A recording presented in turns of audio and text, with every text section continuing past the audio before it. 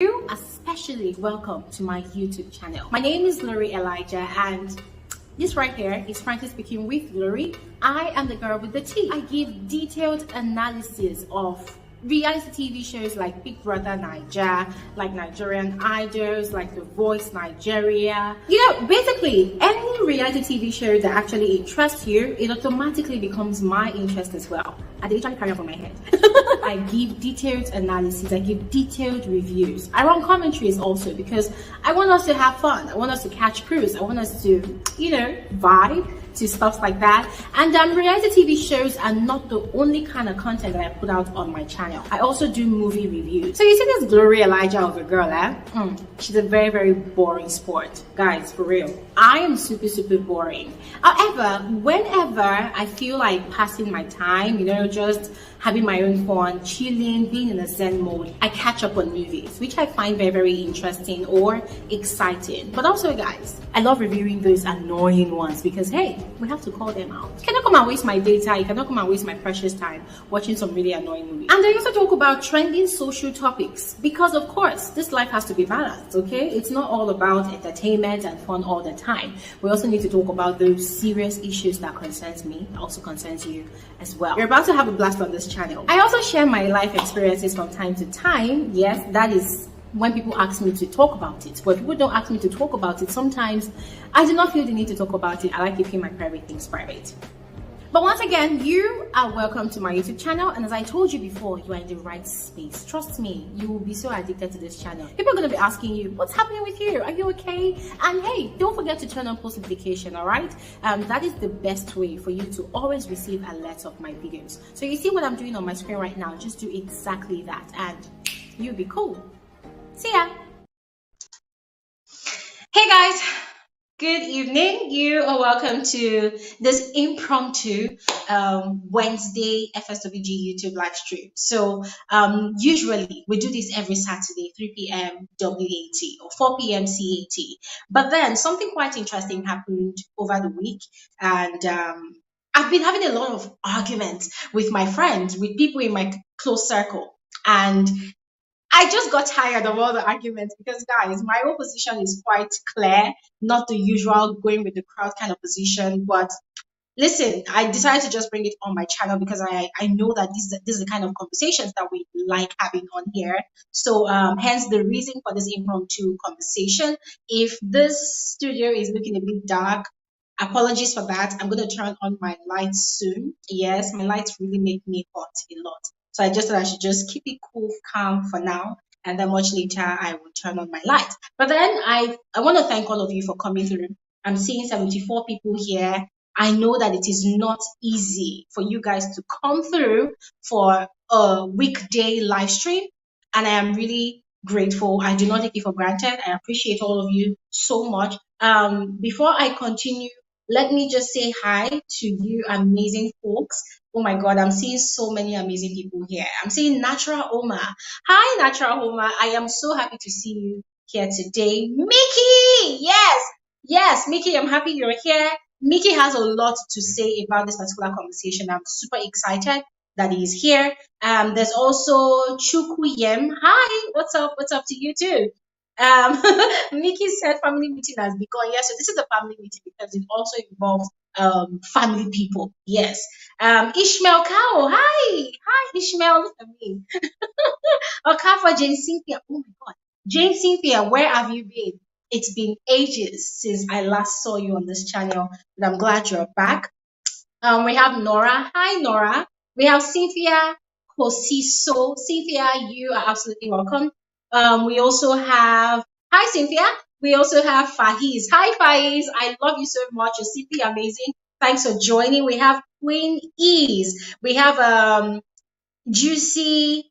Oh my God. There's a lot. There's Trinity T. See, do you know why I'm super excited about this live stream? I'm seeing my long-standing subscribers, like family members, and I'm happy. You guys are here. Oh my God. This conversation is going to be rich. So without wasting much of your time, guys, you all know what this conversation is about. It's about the Will Smith and the Chris Rock's saga. Yes. So we all know what happened at the award ceremony.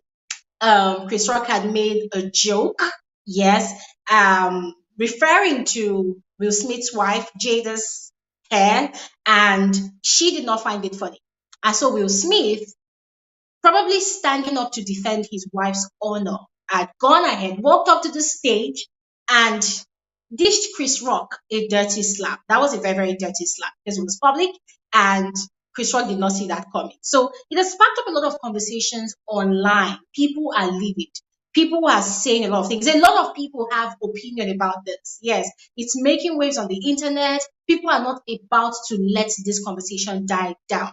However, there are so many sides to the conversation. Yes, some people are of the opinion that what's his name, Will Smith, should not have done what he did. Some other people are actually giving him a standing ovation that, oh, yes, that is how a black man in America should stand up for their family. And then some other people who are blaming Chris Rock for being overly insensitive to the fact that Jada had actually shared on her Red Table Talk show on Facebook that she had been struggling with alopecia for a long time. Yes, and for those people who have done their research about alopecia, then you would understand that it comes with a lot of trauma, a lot of struggles, especially for a black woman that really has a lot of hair, and then all of a sudden you just lose your hair. And then on the flip side, there are other people that are kind of, applauding Chris Rock for being a man, for being courageous to receive that hit from Will Smith, for being a true black man, for not retaliating, for not reciprocating violence with violence, for also just basically doing his job as a comedian of making a simple joke. So I was having an argument about this with a friend of mine, and we were on the same page until that person made the statement that, oh, after all, it was just a simple joke that Chris Rock was giving. And that was the point where I lost it. I was kind of upset, like, what the hell? What do you mean? That was just a simple joke. What about, Jada? What about her feelings? I was swayed to the other side for a bit. But then I don't want to make this conversation about me. There are a lot of people that have actually reached out to me that they want to be part of this conversation. They want to talk about it. So what I'm going to do right now is, without wasting your time, I would just go ahead and, drop the link to this virtual conversation. So if you want to air your views, guys, this is an open ground. Anybody is welcome. I will drop the link right now in the comment section. If you would love to join me virtually to talk about it, let people hear your own side, what you stand for, just click on the link right now. Go ahead and join so that we can all hear you. So I have just dropped the link right now. I don't know who wants to go first. So if you would like to talk to me, come on now. And also, guys, I would love to hear from both the male perspective and the female perspective, all right? I have my own thoughts as a female. And whilst we are waiting for people that would love to join this conversation, I would love to share my own experience. All right. I would love to share my own experience. So, some years back, this was about 3 years ago, I had gone out clubbing with a friend, not just a friend, with my boyfriend actually. So we had gone out clubbing, and my boyfriend is such a gentleman to the core. He is overly protective because, of course, you all know that I'm quite small, just like Jada. So we had gone clubbing, we're having fun, and usually when we go clubbing, we like staying at the bar, right? We like staying at the bar because we feel like at the bar you have the liberty to just buy as much drinks as you want, to just have fun. So at the bar, it turned out that that day the club was kind of full, and there was this couple, a man and his wife. These are just got back people. They just got back from wherever they were coming from.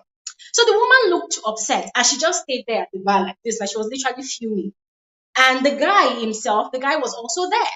So the guy was eyeing me, let me not lie. The guy was looking at me, was giving me side eyes, and my boyfriend was there. He was kind of noticing what was going on, but he was just ignoring.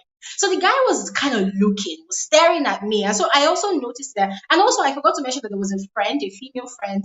We were about six, yeah, that had actually gone clubbing that day. So this girl, she was also there. So she was tapping me and giving me the hints that, okay, this guy is actually looking at you. I'm like, let me just shift. So because of how full the club was now, I don't know how we danced and danced. And before I knew it, it seemed as though I was standing, like I was backing the guy and his wife because they were at the bar. So I was right here. My man was over there.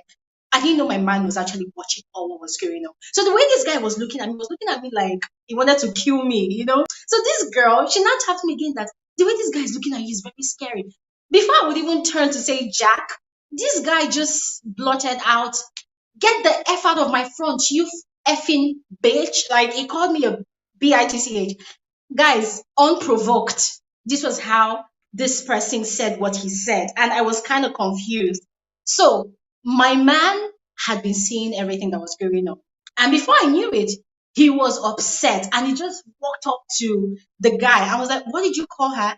So the guy was like, "Oh yes, I called her." So my man was like, "Okay, for what reason?" And he was like threatening my man that, "Oh, if you don't leave my face, I'm going to punch you." And before we knew it, he started talking about, oh, he has a gun.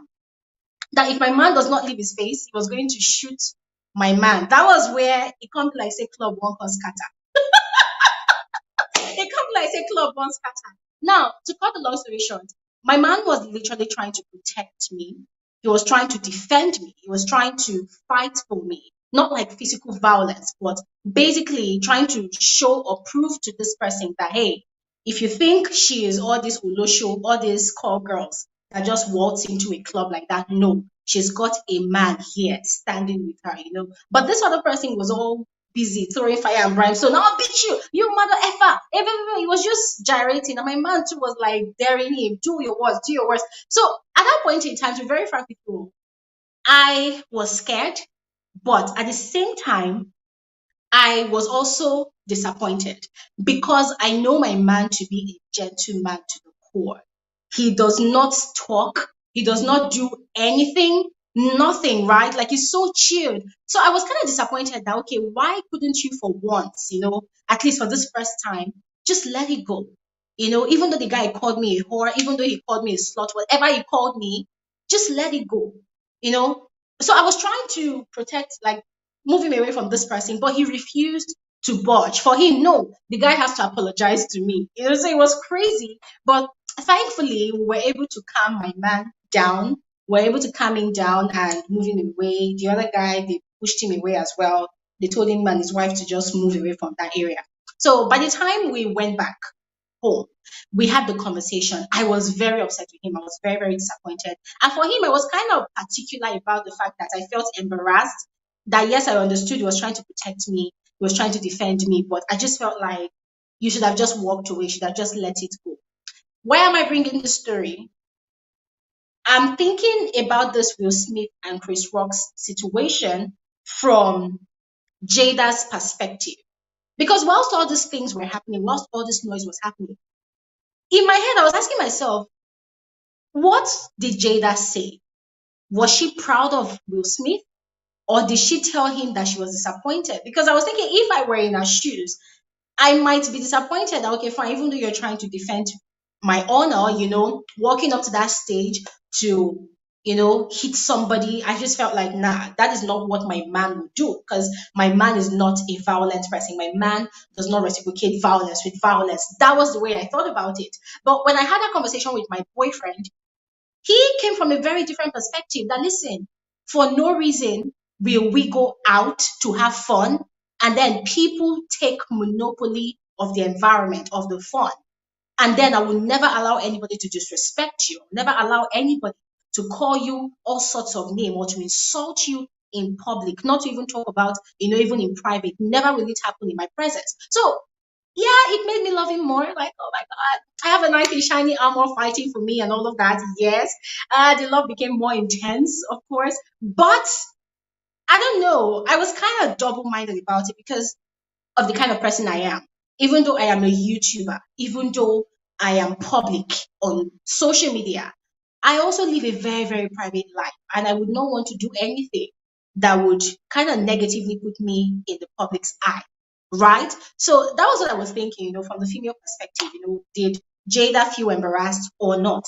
Let me stop talking at this point. I have some amazing people on here right now. There's Latricia. Hi. There's Hi, Edward. Hi, Edward.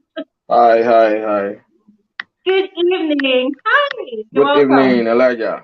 Thank you. Yes. I'm so excited right now because I'm hearing the voice of grown people. This is a grown conversation. This is an adult conversation. So I'm excited to Absolutely. have you here. Absolutely. Yes. But So Glory, can you hear me? I can hear you perfectly, Edward. Nice one. Yeah. Nice one. Okay, Edward, since you're talking already, let me first of all welcome Latricia. Hello, Latricia. Hi, how are you? I'm fine. You're welcome. You're welcome. And there's also Okay. Nikki here. Hi, Nikki. Hi. Ah, Okay. Okay. This is going to nobody be a should rich come and find me conversation. trouble today. I did my house. I did chill.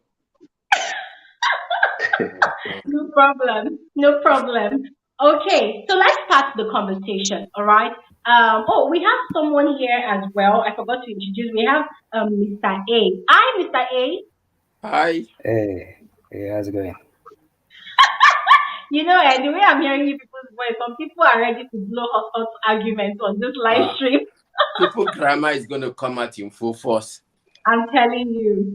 Okay, so let's start. Ladies first. Latricia, let's hear from you. What is your perspective? What do you think about the whole drama? Okay. Sorry. Before you actually go, Glory, please, can you actually just play the video so that we all can actually just see what actually happened again? Oh, okay. Sorry. I guess I should have actually done that. Okay, you know what? Just hold on. Do you know the funny thing? Thank you so much for reminding me, Mr. A. I actually do have the video. I guess I was so caught up in my gist.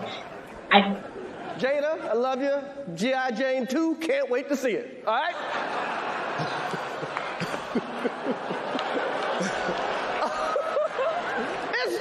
that was a nice one. Okay.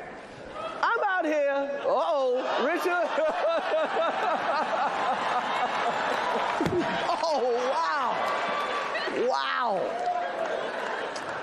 Will Smith just smacked the shit out of me. Keep my wife's name out your fucking mouth. Wow, dude. Yes. It was a G.I. Jane jump. Keep my wife's name out your fucking mouth. I'm going to, okay? Okay. That was a greatest night in the history of television. Okay. So we are here to give a documentary out, to give an Oscar out for. Wow. That slap, I felt it from here. I felt it from here. Guys, I saw that video. I watched that video over and over and over and over again, and I was wondering, okay, what could have gone wrong? And mind you, there was this 2016 video that was circulating. I'm sure a lot of people must have seen it already. That Chris Rock threw jab at the Smith again, that year, and people felt like, okay, this it was a long time coming. He had it coming. So I was thinking, okay, could they have had conversations before? Could it be that Will Smith had actually warned Chris Rock, hey, keep my family's name out of your mouth, and then he did not listen and did it again? I don't know. But Latricia, let's start with you as the only female here for now, for my guest. Yeah. Okay, thanks once more, Glory. You got us running from work to get home to get this. This is very important. This is a beautiful family meeting. Glory, this is my view to what happened. You just before you put us in, you activated us. You mentioned your history. I think every woman, let me not talk for men, every woman has a story to tell about that. I also have mine to tell about where a man will go out of his way, let me put it that way, to protect his or his woman. So Yeah. what I want to say is that I don't blame Will Smith for what he did. The action itself, it is not correct, because it is categorized as violence. But then given the circumstances, I think, as we all know, that men are more muscular. Women, we are emotional beings. And remember, this man is making a joke about a woman's hair. And Glory, maybe you should tell me, our hair, our faces, it's important to us, very important to us as women. Then if I'm having struggles with that as a woman, obviously the first person that is going to feel the heat of that, it's my husband. My husband will surely have to always reassure me that no, babes, you're beautiful. I like you the way you are, or what not. You get that? Yeah. So obviously, Will Smith, as much as he is not the one facing having alopecia condition, but he is living with a person with that condition. We are not saying Jada Pinkett is weak. She doesn't take it well. She hasn't accepted it. No, she has accepted it because she was open to the public. That thing is not nice. Every woman wants to have her hair, and some of us, we can't even wear weave. Not because there's anything wrong with weave, but it just doesn't do me. You understand? So if you have that condition, your husband is trying to comfort you and make you feel good out of it. Just when he is done doing that, somebody just wants to come and crush it on national TV and makes a joke out of it. Yes, equally so. I want to say Chris also, maybe he was just making a joke innocently, but then there is two sides of this thing. Chris could have been making a joke, or he could have been pretending to be fronting with a comedian thing. But then how can you make a joke with such a personal thing? He's an old man. I think he knows the weak points and the strong points of women, the soft parts of a woman. I mean, you can't just come here and tell me that, oh, you've gained weight. I will not appreciate it. I think most men already know it. And you can't just say anything about my beauty. You know that it will go deeper. Yes, we are motivated. We are strong. I won't take it personal. I love myself the way I am. But I don't think my husband or any man in his right mind can appreciate that. And it's not the first time, you must remember. And it's always super negative things. Let me hold it there and leave it to the guys. Thank you so much, Latricia. Let me move on to Edward. Edward, because you're the first man that joined the Yeah, Glory. Yeah, right. So, Glory, first of all, I want to believe Will himself is a comedian. I mean, he's one with many talents, we all know. Look, what his action is going to do to the career of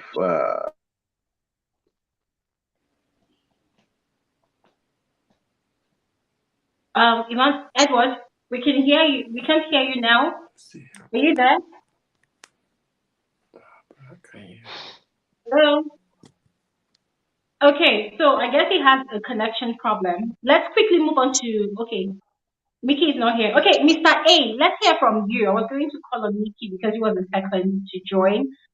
So Mr. A, let's hear from you, please. Yeah. Well, I've actually got kind of mixed sort of feelings about this.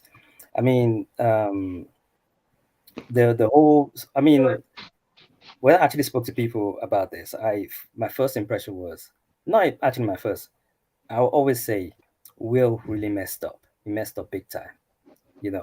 There's no way in this world that you would actually go on a national platform, especially one with his sort of like career. He's actually built up so much. I mean, he's actually on the biggest stage of his or biggest stage of his life. On a platform whereby 1,001 people actually watching, and you actually went to go do that. So I mean, we actually have to go back and start looking at. There's one thing Chris actually mentioned in 2016. He actually said, we as Black people, we've actually got a sort of like a problem in the Western world. He seemed to remember when himself and like 4 Black people were kind of invited to Obama's sort of, I don't know whether it was like a musical event, out of 100 white people there was only 4 Black people. Yeah. And it was for him, it was like, okay, it's like the normal faces: Quincy Jones, Russell Simmons, himself and someone else. It's like the same Black faces, and this is like a sort of like the entertainment industry. Now what I'm trying to say is the Oscars 2016, they actually had this sort of like protest, it's like there hasn't been many Black people being nominated. Everybody were protesting. Now they've actually come on a platform where we're trying to recognize Black people. The very first impression you've actually given people out there is, man, Black people are violent. That's how people are actually going to see it. You come on the stage and it's like, oh, listen, Will Smith has actually been in the industry for almost 30 years. He's a, before he actually became who he was actually doing stand-up comic. He's taking jabs at other people. So he knows the drill. He's been in a situation whereby, this is his career. He's been actually dishing out, whatever it is, I mean, he's a comedian. He knows what he knows. And to be honest with you, he's taking jabs. There's been situations whereby, he hasn't actually, I mean, people will say something to him, he won't even respond because he knows he's actually in a professional industry. So he shouldn't actually respond. Yeah. One thing I've actually got to say is it was very wrong of him to actually even kind of respond the way he actually did. And I remember I actually had this conversation with someone. I said, what was even the issue? Why did he even respond that way? And someone said, oh, I went to go watch the video and I actually watched it properly. And Chris actually said, Will, Jada, G.I. Jones, seeing the next movie. For me, sorry to say, that doesn't actually, for me, that is like a statement. It's like a joke of like, okay, it's either someone might actually get an attention. One of the producers of that movie might actually even say, oh, hold on a second. Mm-hmm. We might actually get Jada into this movie, greater than, a second, a second, sequence, give her 20 million and, bang, she's made something out of that. And secondly, do you know, people actually reference this G.I. Jones and say, oh, it's a shortcut of her hair, Do you know what that movie actually, do you know the stance of that movie? I mean, I'll read it for you. It's the movie itself is when a female lieutenant is given an opportunity to earn her place in Naval SEALs, she's determined not to bow down to pressure or the expectation of those rooting for her to fail.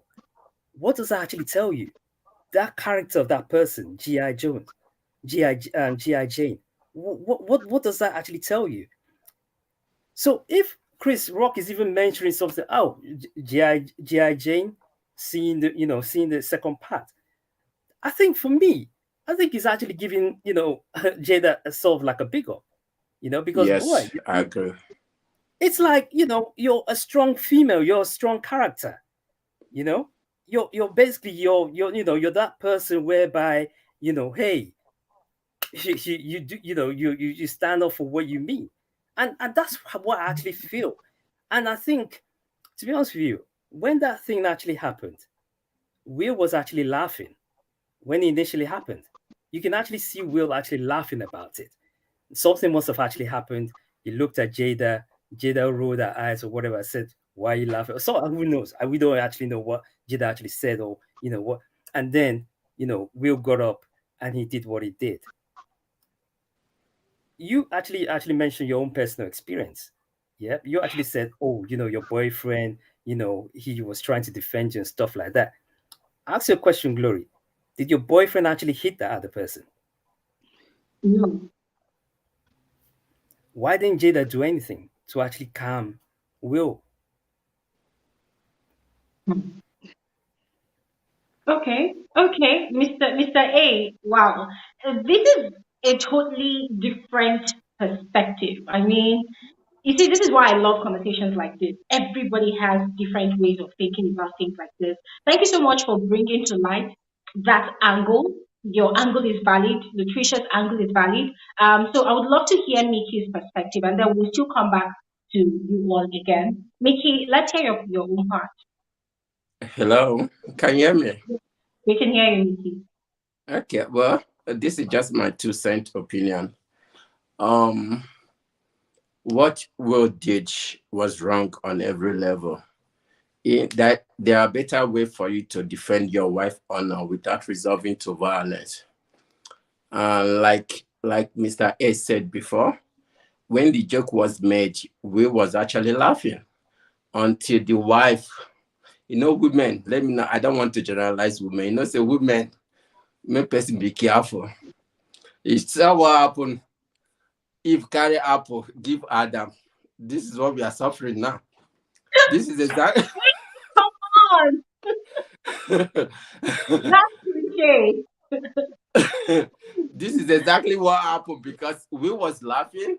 Then look at the wife. The wife was like, "Oh boy, waiting to happen."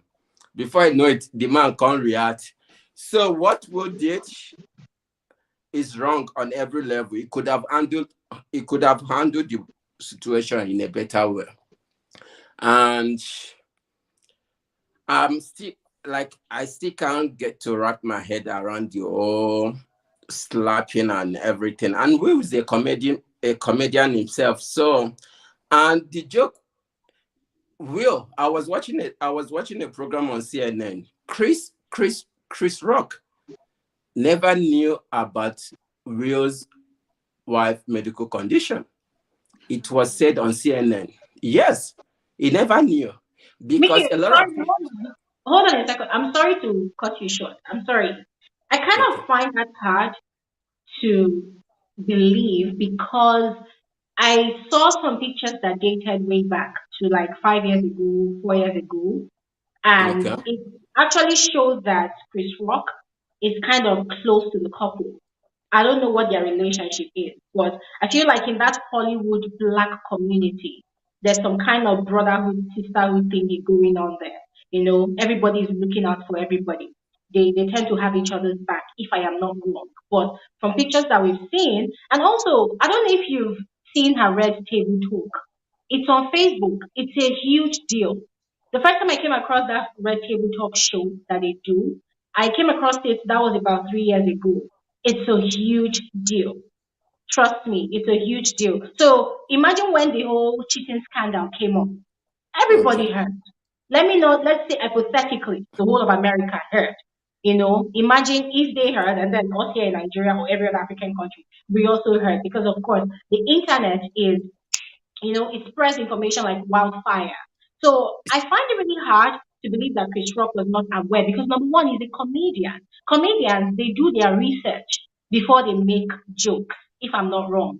Because of course, say for instance, a comedian wants to make a joke about the political situation in the country. They would definitely do their research. Otherwise, they know that they stand a chance of being arrested.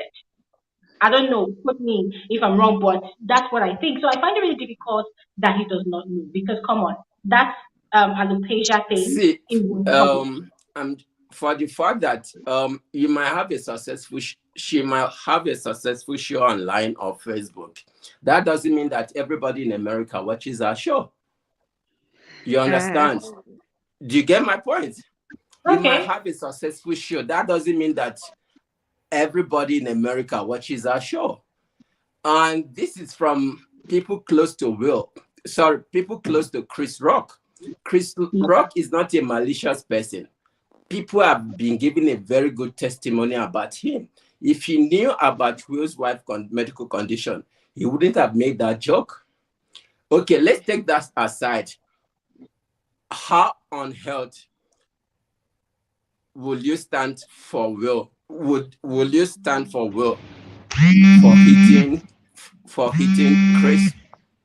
I mean, if they say when you know better, you do better. The guy, Will, the whole situation is just it's so embarrassing. It's so embarrassing. And in as much as I'm 100% behind people defending people's honor, there are better way to go about it without resorting to violence. So that Okay. is yeah. All right, Mickey. Thank you, Mickey. Let me also give the floor to Chooks. I'm sorry for keeping you waiting, Chooks. I'm trying to make sure that everybody that was here first speaks. And then Noam, thank you so much for joining. You will also speak. Ishmael Cow has also been here since. So Chooks, yeah, briefly, can you just let us know your own perspective? All right, can you hear me? Yeah, we can hear you.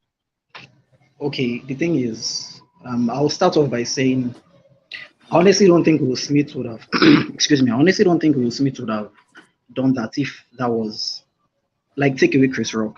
Imagine that was Dave Chappelle or Eddie Murphy, or let's even say Kevin Hart. I honestly don't think Will Smith would have done that, to be very frank with you. So I think the situation is tricky because I don't really think there's a right or a wrong in the sense that you might look at it like, okay, it's just a joke. It's a G.I. Jane joke and it's meant to make people laugh. But I've always had an issue with comedians who make joke of people in their presence.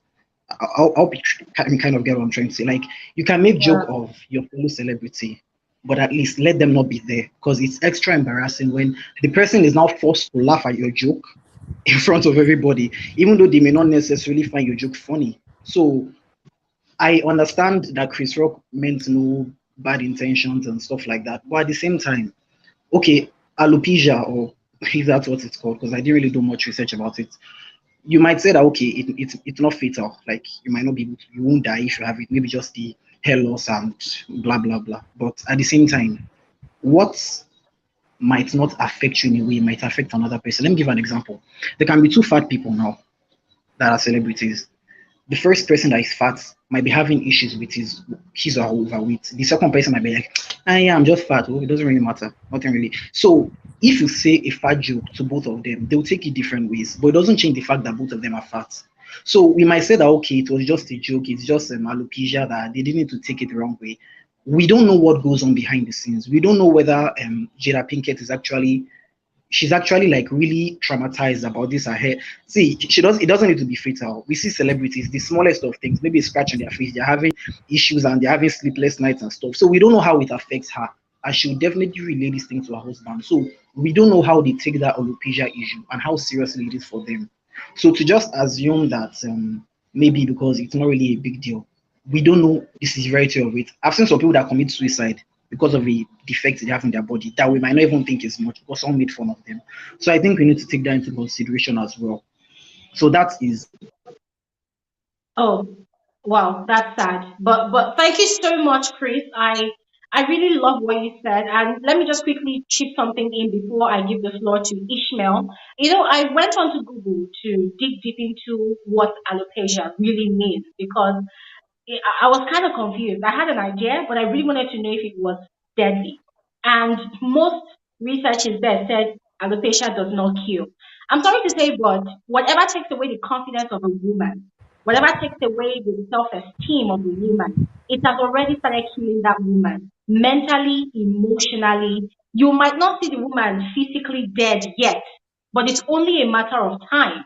It's just like, I'm sorry to use this example, but it's just like when a man has a small penis and then he tries to date or sleep with a woman, and then the women he is trying to hook up with, they make fun of him because he has a small penis.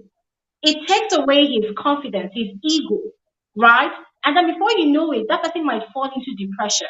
And just as Chris rightly said, these little things that we think are nothing, they actually do mean a lot to people. And one thing I know, of course, about human beings is once a human being's confidence and self-esteem is dead, that is like the beginning of another internal death that sometimes might become physical. People committing suicide, taking away their lives. So we don't understand the level of trauma that people go through. So we cannot really overwrite it and overlook it and let it little things. So I don't know, is it gone?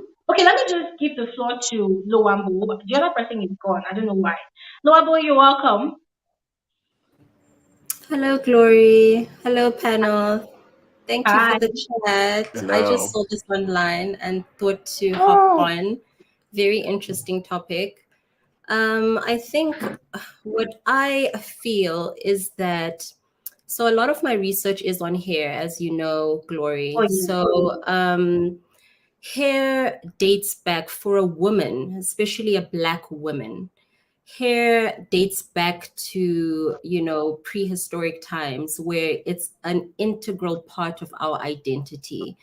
Mm, Things like, for example, during the 18th century, hair within the African communities was a symbol of your wealth, your fertility, your social status. So many things were attributed, your beauty was attributed to hair. And just bearing in mind the African American perspective, hair for a Black woman in America is a central part of their identity.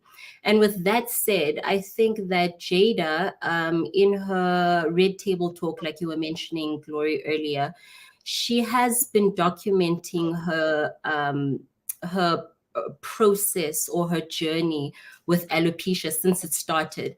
And I remember watching the particular episode where she mentioned that people had been asking why she always had a turban on all of a sudden. She used to have thick, long hair, curly hair. Yeah. And so she just opened up about how she had been taking a shower one morning and she just started seeing all her hair falling off. And at that point in time, she said for the first time in her entire life, she started contemplating her life and not understanding what exactly. She described it as one of her lowest lows in her life. So she has been documenting the whole process since that point in time.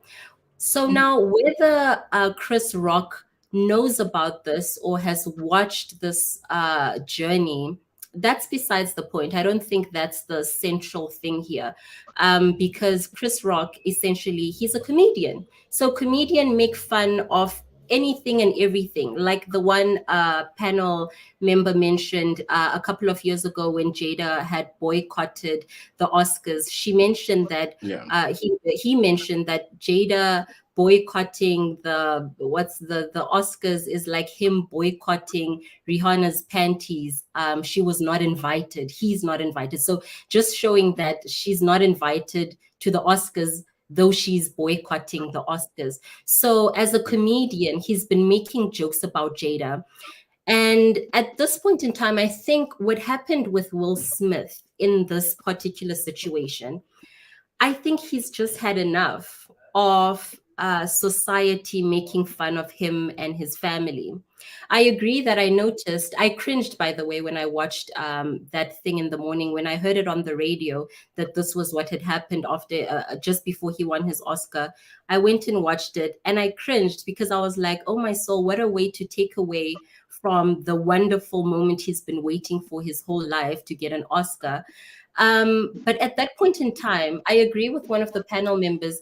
He was laughing at the joke. And if you watch one of Will Smith's documentary, so after he had shot the King Richard movie, he then did a documentary documenting his journey losing weight. And he just spoke about how his dad used to beat his mom. And as a young child, he felt so helpless not being able to protect his mom at that point in time. And then having played King Richard in the movie, where King Richard was seen as this crazy man for trying to protect his daughters against journalists, the media, and just society at large, I think it struck a chord with him because I feel that even though he laughed, and in the documentary, you see that Will Smith, even his children like talking about it, that they hate that he makes a joke out of everything. So he's like this happy-go-lucky person, but he's a flawed human being. You see that there is a deeper other person apart from this nice, fresh Prince of Bel-Air. In one of the Red Table Talks, I don't know if any of you guys remember, but he spoke about when him and Jada started being a couple. Jada used to swear a lot and use a lot of words of profanity. And they went to this one, they had a party at Will's house or something like that. And Jada swore at Will Smith in front of all the friends. And he says at that point in time, he picked up a newspaper and hit her with the newspaper on the head and said, let's go to the next room. And at that point in time, he said, I come from a very bad background where I watched my dad punch my mom in the face. I have that trauma. If we are going to work, if we're going to be in a relationship, I need to know that we cannot talk to each other that way. I think it was at that point that I started noticing that apart from this happy-go-lucky person, there's another side to Will Smith. That little boy who wasn't able to protect his mom, that little boy who's seen, domestic violence at home, and he didn't want that for himself. So I think at that point in time with the Oscars, the camera went on Jada after we see Will Smith laughing at the joke. The camera went on Jada Pinkett Smith. And I think Tiffany Haddish mentioned that as you see her everyone in that auditorium or wherever they were saw her face just as she was changing. So he not only got to see her face next to him being not pleased with this joke, he also saw it with everyone else who was seeing it on the big screen. And I think at that point, he was then confronted with his own self. Am I going to laugh this off like everyone else here? Or am I, for the first time, going to stand up for the people that I love and send a message to the whole world that enough is enough? And I just think at that point in time, it was just one of those moments where he just lost it, because I think like with the last award ceremonies, one of the Laverne Cox, the transgender lady, she had made a joke about the affair that Jada had on the red carpet. So people have constantly been, giving it to Jada. And I think it's very easy to laugh it off and be Will Smith and be liked and everything. But I really think at the core of it all, I think he was trying to not only send it wasn't about Chris Rock at that point in time. I think it was sending a message to the whole world that I've had enough and I'm going to start protecting my family. And as he said, really, he mentioned in his Oscar speech that life imitates art, because now he's seeing himself protecting the person he loves, but looking crazy in the process of it all. Do I think that violence was the option? I don't think so. I don't think both of them were in the right or wrong, because Chris was just doing his job as a comedian, but he had to suffer the consequences of making that joke. So I think a lot had to do with what transpired, but I don't think anyone is right or wrong in the situation. I think Will Smith was just protecting his family, as he should have. And I think Chris Rock was being a comedian. And I think Jada was offended, as any woman would be when you tug at something that's an insecurity for them. So I think that's my 2 cents for this discussion. That was a whole $1 million perspective. Thank you so much, Loabu. And before I give the floor to any other person, Salaam, I see you. You're welcome to the conversation. Yes, I just want to quickly chip in something. So I have a friend that's based in London. He's been living there for over 20 years, and he's so calm. And sometimes I look at him, and even when we argue as friends, you see him very calm, controlling himself. So one day I asked him, can you just let go sometimes? Just let loose. I know that you are a gentleman, and sometimes you want to, say something as well. At least breathe. It's us. We're friends. Let it out. And he said, listen, this is over 20 years of subduing your frustration living in the UK. He said when you live in a society like this as a black person, sometimes you learn. You need to, it's an acquired taste or an acquired habit. You need to learn how to suppress, how to subdue your emotions. Now, it's two things: you're black and you're a man. So you're living in a society like that where they feel like if a black person tries to be overly loud and expressive, they say, why are you so aggressive? That's the way they put it. So I was also telling this person, my friends who were having this same conversation, that you don't know what Will Smith has been going through. And this is not me supporting violence. We do not support violence on this channel. We're just trying to go into the mind of Will Smith. What could he have been struggling with? Number one, he's a celebrity. He's built a career for over 30 years. People see him as an icon of knowledge. People see him as an icon of values. You have to present yourself in a certain way, no matter how upset or frustrated or triggered you are. You need to swallow it up, suppress it. But then people don't know that people who suppress things, they are like a ticking time bomb. One day, they're definitely going to explode. And so what we saw at Oscars, it could be just that particular moment that had been in waiting to happen. And that's why I said, dating back to the 2016 jabs that Chris Rock threw at Jada, Will Smith, we don't know if these people had actually had conversations behind the scenes. We don't know if Will Smith had actually said, hey, bro, I don't like what you did. Don't do it next time. We don't know if Chris Rock had actually used the relationship issue they had in their marriage as jokes elsewhere. as a stand-up comedian. We don't know what's been going on behind the scenes. All what we've seen now is his reaction, and everybody has an opinion about it, just as we do over here. So, Luambo, thank you so much for that perspective. Let me quickly go on to Ishmael Cow. Hi, Ishmael. Hello, Glory. Hello, Hi. everyone. Yes, thank you so much for being patient. You've been waiting. So it's your turn to share with us from your wealth of knowledge. Let's hear from you. Yeah, thank you. So for me on this issue, I think I'm two ways, but my two ways is I'm highly in support of Chris Rock, and I'll give you Okay. 65 and give the rest to Will Smith and Jada. But here's the thing, why I say Chris Rock is right, like his his comedy was at the same point like is okay. Like he did nothing wrong in particular. People will see me as being biased or whatever, but I think it is.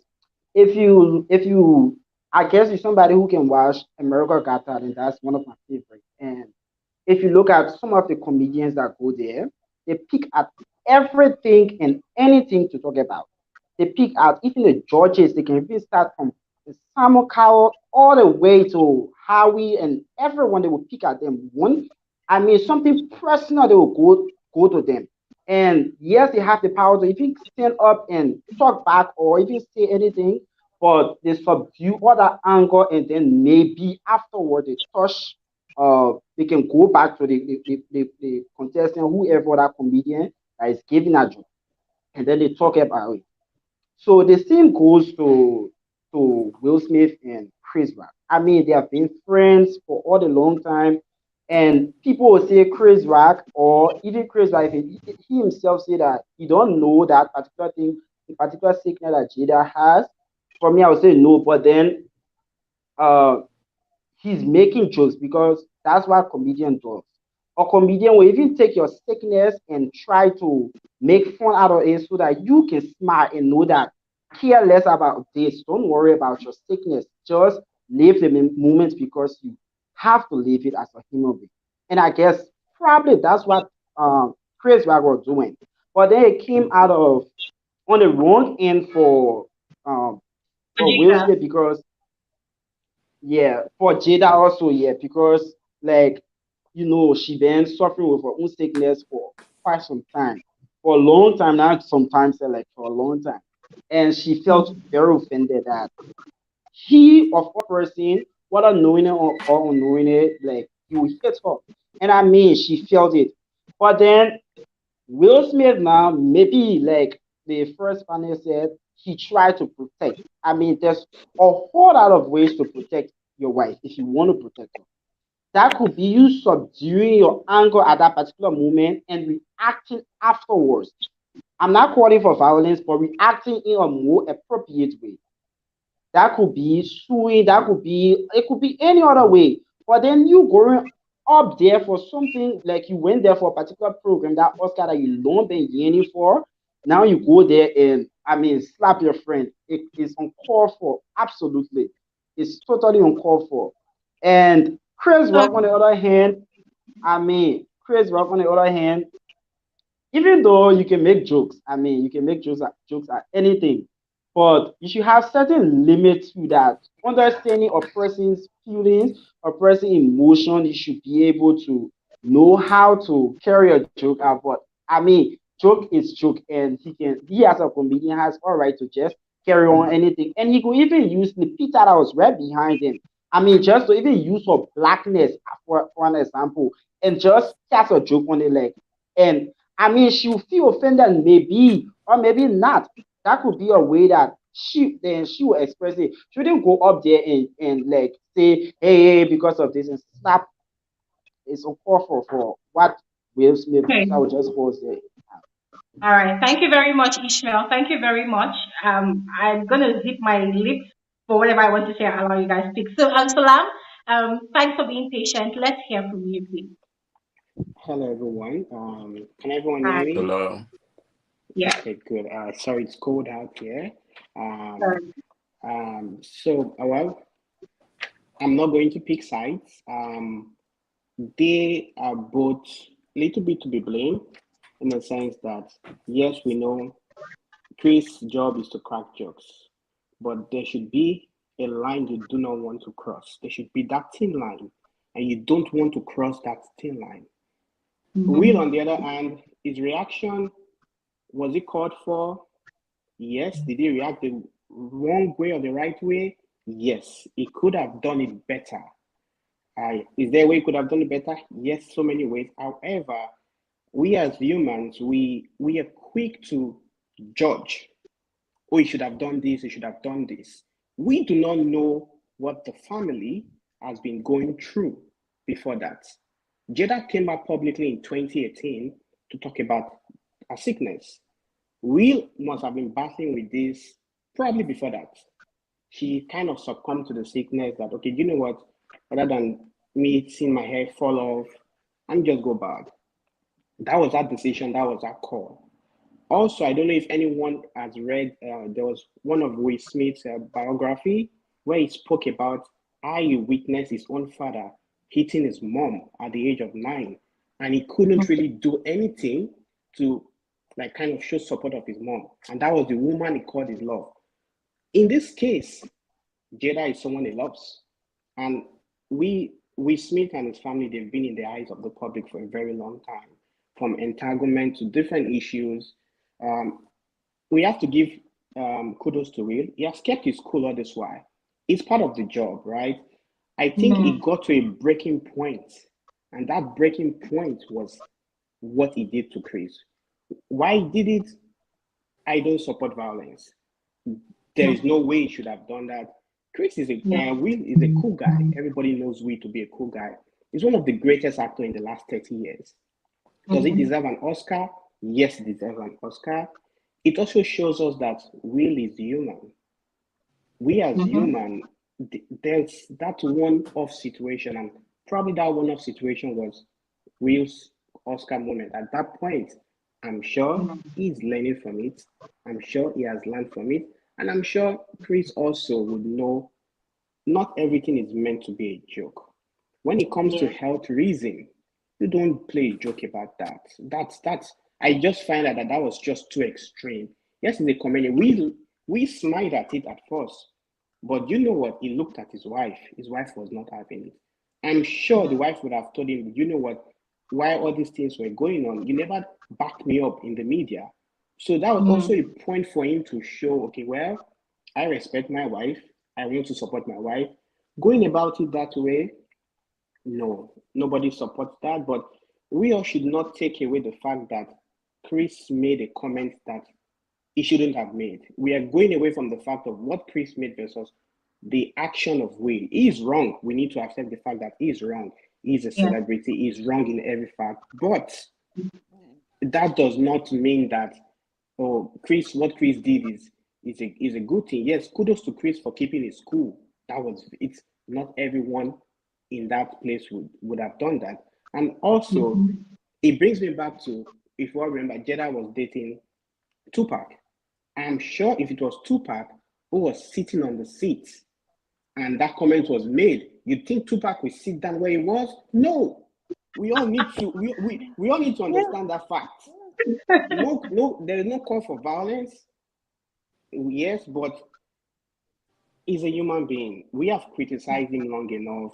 I'm sure it's in the house, it's sobering right now. Thinking of, okay, I should have done this better. But you know what? Let's cut the guy slack. He's a celebrity. We hope he moves on. We hope it doesn't affect him as much as it is. Kudos to Chris for handling it the way he did. They both should sit down at a point and talk things out. So I'm sure their issues must have been something from way back in 2016 about the comment Chris made on that also. So there's so many underlying issues behind the outburst. And unluckily, Chris was the one who actually was at the receiving end of it. I feel sorry for both of them. I don't support Will's action, but we are humans. He's a human. So we should not just judge based on what we see on the outside. There's something on the inside that would have triggered it. There is no justification for the action, but we should try and understand things from his point of view. That's all I have to say. Thank you so much, Salam. Thank you so much, Salam. I mean, all of you are making a lot of sense, and I like what you said. There's no right, there's no wrong, because people will definitely see it from different perspectives, depending on their own personal experience as well. We have quite a number of people here. Latricia, Mickey, I'm sorry that you guys are on hold. Mr. A, I'm sorry you all are on hold. I know you all have things you want to say, but I'm trying to also touch up on people that are waiting. So we're going to try Hi, to make it good. So, Queen, I don't know if you can hear me. We can't see you, but can you hear us? Yeah, hello, Hello? Glory. Oh, hi. Hi, Queen. Evening, everybody. Good evening. So, briefly, very, very briefly, can you share with us your own perspective? Just like my other brother just said right now, I wouldn't take a side. Neither of them is right or wrong. At the moment, you realize that Will Smith is a bundle of emotions. He's going through a lot, and he's been waiting all his life to get this Oscar that he won just recently. And you realize that when the entanglement issue came out, Will wasn't able to defend himself because, in a way, he felt cheated, or he felt that Jada had let him down by having an affair with the son's friend. So you realize that after all the bashing that the family got from the public, he felt like this was the last straw. He needed to vent on somebody. But the question is, was it the right thing? Violence in any form is a no-no. And with the stature of Will Smith, I felt there was no way. He had no reason to walk up to Chris to hit him. Will himself is a comedian.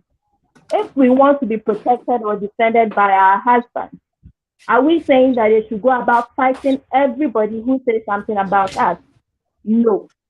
If not, then at the end of the day, what kind of world are we living in? We already have already a world that is full of violence, and look at what is going on. We don't need celebrities that our children can learn from. Also go on live TV to exhibit this level of violence. And so the first time when Will heard about when Chris spoke, said the joke, Will laughed because he's also a comedian in a way.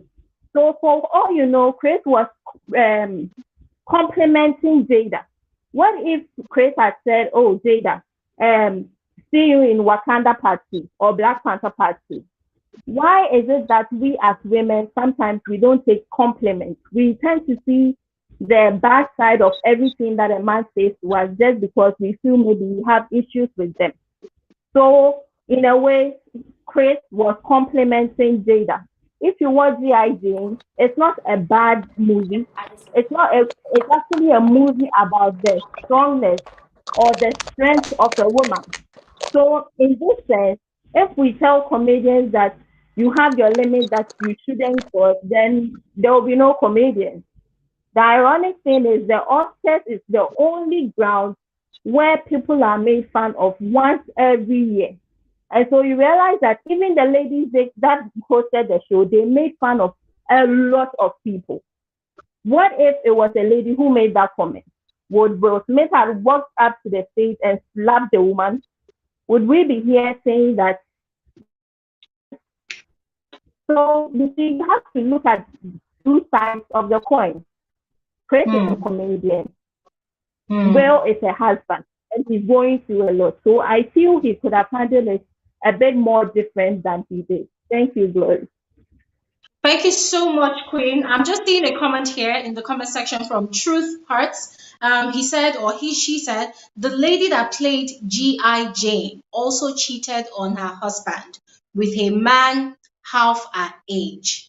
So the thing is, I can't even make any comment about this movie because I've not watched it. I've heard of the name for the longest time, but I've not watched it. So now, hearing this, I don't know how many people can confirm that this is actually what happened on the movie, right? But if that is the case, then I think I now understand that look on Jada's face. Of course, No, she also it's not. cheated on her husband.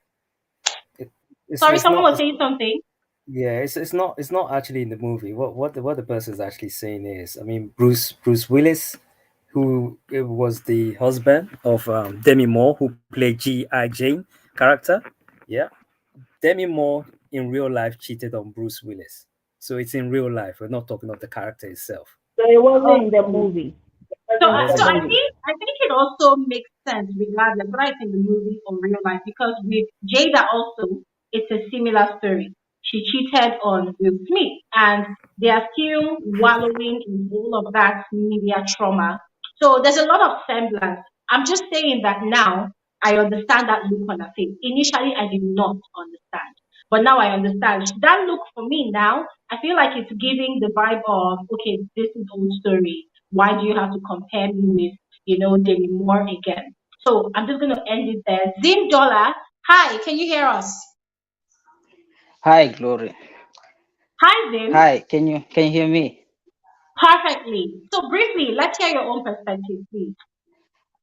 I'm from South Africa now, and You're we're welcome. facing a lot of GBV, gender-based violence against women. Women are being oppressed, and I feel that the joke was a bit insensitive, but it doesn't say that Chris couldn't have made that joke because a comedian's job is to make a joke about anything, about anybody, even if a person has a disability.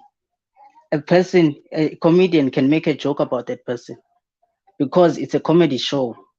Now you're gonna be singling out people with disabilities because now they have a condition. That is also discrimination within itself. And now if we're gonna put parameters in what jokes comedians can make, then we don't have comedy anymore. Then it's just a restriction. And we also don't have free speech. If person can be hit for something that they say, unless it's hate speech, for instance, xenophobia or something like that. But if you say something and then you get violence, that means there is no free speech. Another point is when you made about Will Smith, about Chris Rock knowing Will Smith's wife's condition. Chris Rock, we can't. It's not fair to say that Chris Rock knew about Jada Pinkett Smith's condition because we cannot confirm that. You see, because now if he knew, maybe he wouldn't have made that joke. But maybe he could have still made that joke. But it's still a joke in the end of the day. If she didn't want to be made a joke of, she shouldn't have come to the show or she should have left. It's not now Will Smith's responsibility to go and hit a man because she is offended or to protect her ego or to protect his ego. There is no right way of saying this. There's no right way of inflicting violence on someone just based on an oral exchange. Okay. Thank you very much. So I think I need to take that back because what you said actually makes a lot of sense. I cannot posit that Chris Rock knew. I don't live with those people. So I don't know. So I take that back. He probably knew, probably does not know, but I'll leave it at that. Alaba Blessing, can you hear us? Okay, before Alaba Good Blessing evening, I speaks, can hear you. Latricia, sorry, hold Yeah, on, Alaba Blessing. Latricia, let's hear from you, please. If you hear. thank you very much, Gloria. I've been burning. Let me I'm first sorry. say, Chris Rock, yes, he is a comedian. And I want to disagree with the last speaker, firstly, who says you have a right to can, and I'm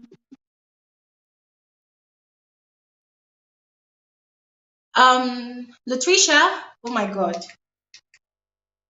Latricia, okay, so probably her connection is not great. So let's, Alaba Blessing, are you there? Hello? Alaba Blessing. Okay, so let's go with Maya. Hello, Maya. Hello. Hello, I can hear you. Hi, Mia. Hi, how are you doing? I'm good. Thank you. Please, let's Fine. hear your own perspective. Yeah. Okay. So, what I really noticed is that I know a lot of people really people do things and they come in the excuse of, oh, I did this because of this. When it makes a joke, I just feel like at the expense of someone, it's not good. And when he actually made that joke, he was saying, oh, Jada, I'm sorry, something like that. Like he knew he was offline. He actually knew. And I think a lot of people were saying, oh, G.I. Jane, she's a warrior, she's an heroic. No, he was actually talking about the head. He was talking about something specific on G.I. Jane, not actually talking about being heroic and everything like that. Because if you're talking about someone being heroic, nobody would laugh. It would just be like, oh, it's a compliment, and everybody's like clapping. You understand? So I just felt like Chris was wrong at doing that, and I just felt like it was very bad because as a black man talking about a black man's head on an Oscar show, it showed that an event where the black people are just getting to be recognized and all of that. And I actually did the research. Will's actually the fifth person out of like 70 plus years of doing that show. Voice is And I just Okay, felt like, sorry, Mia. Hello, Mia. it's something where Hello, you're Mia. not supposed to make it Good like afternoon. that. Mia, Good can evening. you, About like a can you black pause person for a that bit, put that Mia? like that was just terrible. Hello. Oh my God, guys, sorry about that. Her network was really yeah, the jammed. voice. I It's think not the really, thing. yeah, it was Yeah, quite disturbing. So we hope that Mia comes back. Mia, if you can hear me, please come back. You're making a lot of sense. There's someone on here. What's your name? NBN. Can you hear us? Hello, NBN Network. Yes, I can hear you. Yes, I Okay, can good hear you. evening. Yes. So Good briefly, evening. can you give us your own perspective before we move on? Okay. Mine is, on my own opinion, is that maybe whatsoever you want to this and say, you should be openly, like don't make such type of jokes on the show uh, like that. And if it's assuming if it's his first time on the show, it might be a disaster for the comedian, and it may not be a good sign for that. So it's like you have to know what to say at the right time at the particular moment. That's my opinion. Thank you. That was so. That, you know what they Hello? call kids. Keeping it short and simple. It hits the nail on the head. Thank you, Latricia. I'm glad you're back. You were explaining something. Yes, please. Yes, sorry, I got cut off. Yes, I was still saying I'm disappointed in the previous speaker who was saying people have a right to make jokes on national TV in public about people's disabilities. That I don't know. That is a story to me. And two, let's be frank about this, guys and ladies. The issue of Jada's hair condition, medical condition, let me put it that way. Definitely, not definitely. I'm convinced that possibly Chris knew about it. But maybe when he was making the jokes, as I'm saying that he is not totally wrong as well. When he was maybe preparing whatever the joke, it slipped his mind. It can happen. It's possible. And you realize after of the impact that it made to them. And also, Will Smith, guys, I still want to say there is no workbook in this world that says a person will react like this when a situation like this presents itself to him. Salaam might behave like this. Mickey might behave like this. I might behave like this. And the other person said, if the presenter was a woman making such a joke, I wanted to say the same thing as well. I don't think Will Smith would have done that. That one, the writing is on the wall. There's no man. If there's no man in his right mind in a public place like that, even if a woman points him with a finger like this, I don't think he can take that as a provocation, because he will consider that I am automatically, I'm a man, he's a woman. A woman is vulnerable in front of a man. So I don't think that one we must even consider it to compare or to what, unless if somebody can say Will Smith has a history of hitting women in public. But then this one, let us not create issues that we don't know of. Will Smith is not the first time this guy is doing a joke on a similar platform about his wife. It is okay, he is a comedian, and he did not react to that. So this time he is repeating it, and I still want to say it because of I'm a woman. Now I'm going to be sexist maybe because I'm a woman. I do not think, and I will never appreciate. I'd rather be alone, standing alone, and other women stand on the side of saying people must make mockery of us, of our disabilities. Never, it's not. That one I will not allow. Because instead, the very same men, they are the ones who are supposed to protect us. As I was saying before, that I think Will Smith is the person whenever Jada is feeling down or feeling whatever about her issue of the hair, because hair is our beauty, guys. Is an important part of us. So, because it forms part of the beauty of us, then he is the one who has to say, my love, you are beautiful, whatever. I assume, I never hate them. I'm assuming that he's the one who has to reassure her that no, even if you're going bold like this and all that, you're still beautiful. I still love you as I see you. And then the next thing, all this good work that he is doing to motivate his wife, someone wants to stand in faith, and because he's a comedian, and then they expect him to clap hands for him. Will Smith smiled. The other one said Will Smith was smiling after the joke happened and he turned his eye. You know, there are people who can, I wish we had a social worker here or someone who did psychology who can back me up. There are people, as I said, that there's no workbook on how people must react, but then the action thereof, we are not saying we will condone it, but then we also need to look where it comes from. They say Will Smith smiled. There are people who do that. I worked with one guy, for example. When he is very angry, you will see him like this with a smile. Then we used to call it a crocodile smile. Then you must know that that guy is angry. Don't tamper with him. You understand? So it's a matter of us. And West Part, we are just a bit distant from here. I don't know if there's anyone who's very close to Will Smith who can confirm the kind of person that he is when he is angry, when he is what. If he was not angry, he just got angry when his wife looked at him. Where did he get that range so quick?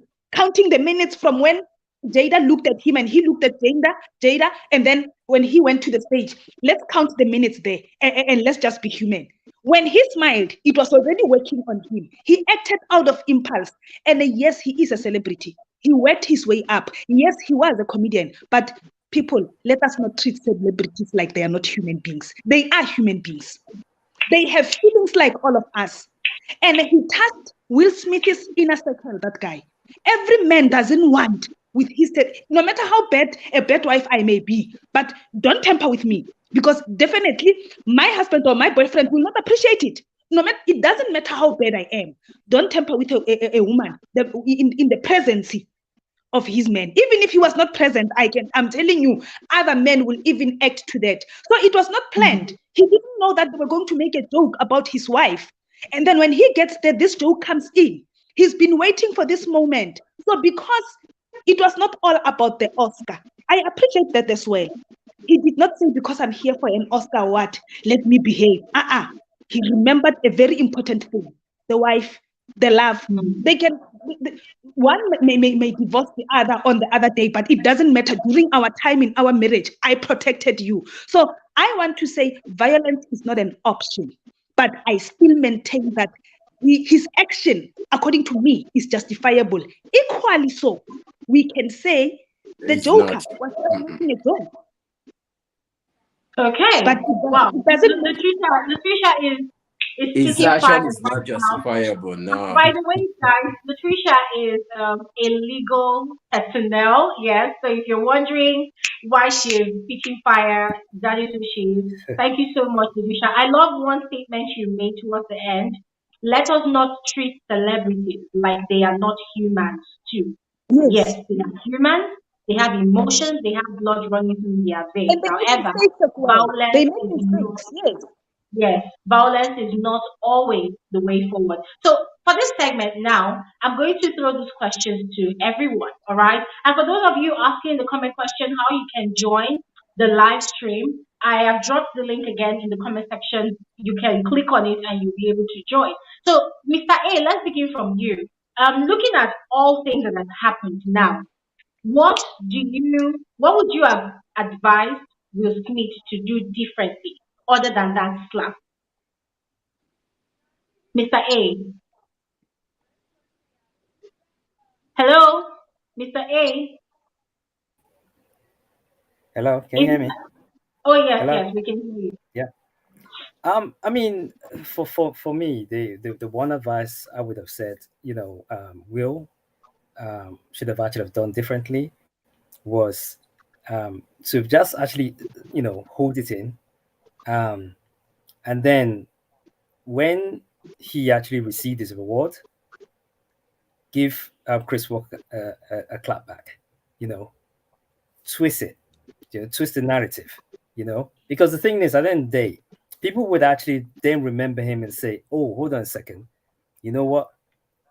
Even though they made a joke about your wife, when you're receiving your reward, either show some sort of, dedication or whatever, just say appreciation. Listen, this award is for my wife, and then give Chris Rock a clap back. Because the thing is, at the end of the day, people will respect him more for him doing that than for him actually being on the stage and just slapping another human being, So him actually slapping, Chris Rock, sorry, I can't justify that, I mean, it's just my opinion. I cannot actually justify that at all. Maybe Mr. A, you are in full control of your emotions. I do get that. I also want to applaud Chris for not responding back. That was it shows that he was in full control of his feelings. Yeah. But then, like I said, we are all different human beings. He acted out of impact. Definitely. If he waited after, we were going to be saying it's premeditated. Just because he's a celebrity, he does it, it's wrong. He doesn't do it, it's wrong. Because if he waited and then do it whenever or when make a comment whenever or what, it was going to be like it sounds like he planned it. It's premeditated. It's no longer emotional now. I guess. Okay. Sorry. So no, but can I actually say something? Go ahead. When celebrities put themselves on the platform, as celebrities, yes. Sorry, to me, they're no longer normal human beings because you've set yourself up to a position of being criticized by anybody. It's like this big current BB Zamsi. Gosh, Trash One have set themselves up. They're now in a platform whereby anybody can criticize them because they're now in the BB Zamsi platform. So they're no longer human beings. They're no longer like the ordinary people. That's what I'm trying to say. Yeah. They're now classed as A-listers, celebrity, because now everybody's actually talking about them. Yeah. Okay. So, Mr. A, to coin your own perspective now as to what we would have done, have self-control, right? Have self-control, yeah. Have self-control. Okay. Latricia, take a moment to breathe. I know that you want to clap back so bad. Just breathe, yeah, and then I give the floor to Salaam. Salaam, what would you have advised Will Smith to do differently? And also, if you had an advice for Chris Rock, what would you have said for him to do different? I know I did say earlier on that we human beings were quick to judge from the outside and not from the inside. There is no manual to how to react well. It takes a lot of grace and discipline to hide your emotion, especially as a person of color I live in North America, I live in Canada. Okay, you can talk to a lady anyhow. You can even look at a lady anyhow. The culture in North America is different from the public eyes. Okay, so when you make, be it a joke or a comment about someone of disability, you could be sued for damages, like a whole lot of money, sued for damages. So I need people to understand the fact that, yes, probably he didn't mean it that way. I want to say, I'm sure he didn't mean it the way Jada took it, but it doesn't take the fact that it was an inappropriate joke, at least to Jada. She is the one who feels the way she feels. Will is the one who knows how the family is, okay? Exactly. He's a human being regardless, okay? No one is perfect. It just shows us that no one is perfect. Even the best of us, something miserable things happen to the best of us. I'm sorry, I'm going to go a little bit into scripture. The Bible says that before you can even do anything, you have to pass through tribulation. Okay. We, in terms of Will Smith, I can't begin to fathom what was going through his head. The look the wife gave to him was a communication. Should he have reacted in a certain way? Yes. What I would have done at that moment is, do you know what? Stand up, take your wife, and leave. That would have looked okay. You know what? This guy is not having it. But at the same time, if he had stood up and taken his wife, Chris would have made something out of it while you're leaving, a mockery of it. So you understand, there is no one right manual to it, okay?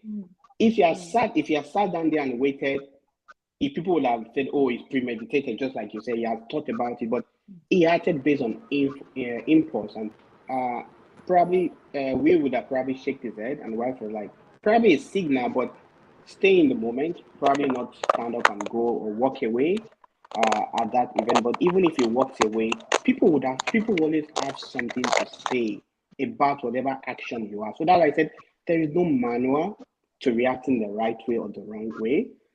In all honesty, yes, Will is the scapegoat in this situation. Chris is being thumbs up for handling it very well. It just shows that anyone who is a comedian, you should be very sensitive to what you're saying about people in general. So Will is the scapegoat. I'm sorry, he's a scapegoat. I love Will. I love Chris Rock. Back from everybody hates Chris.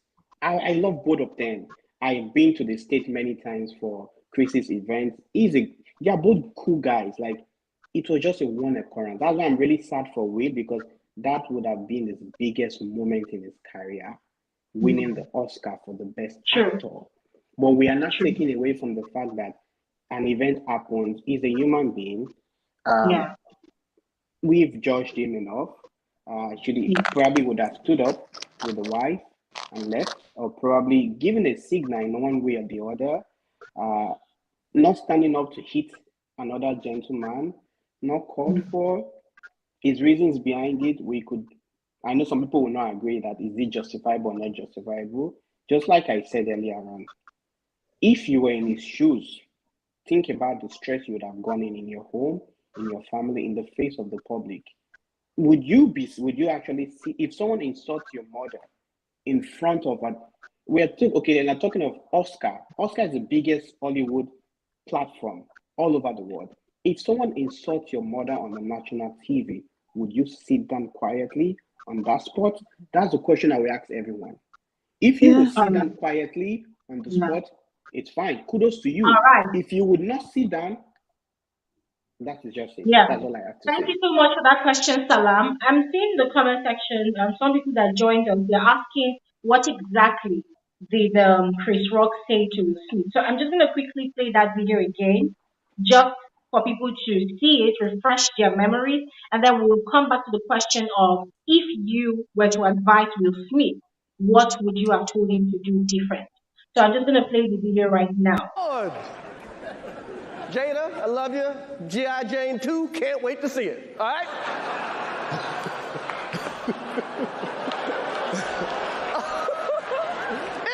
That was a nice one. Okay. I'm out here. Richard. Oh, wow. Wow. Will Smith just smacked the shit out of me. Keep my wife's name out your fucking mouth. Wow, dude. Yes. It was a G.I. Jane joke. Keep my wife's name out your fucking mouth. I'm going to, okay? Okay. That was a greatest night in the history of television. Okay. Okay. You know, I still can't get used to that slap. That was heavy. Yeah, that was heavy. So still falling back to the question that we asked, there's someone here that has been on this platform for a while. Nora Nasiru. Nora Nasiru, are you there? Yes, I'm here with you. I've been wondering, like, where is this person? This person has been quiet. We've not heard from you. Please, I am No, sorry. I'm sorry for not no, seeing you. I'm no sorry. problem, You are bro. clean. It's Yes. just sometimes when you decide to say some things, when people say some things that are against your own beliefs, some people still say things just to suppress your own emotions. The main problem we have is that how should a person control his emotion? We are talking about somebody here that listened to his wife on a national TV saying she had an entanglement with someone who is just same age as let me say his own first son. So this kind of person should be a person that tolerates lot of shit. Okay, now let us leave that aside. When we are talking about how to control emotion, normally as Africans we have to put religion first. So normally Islamically, it's not right for you to make a mockery of a person's condition, number one.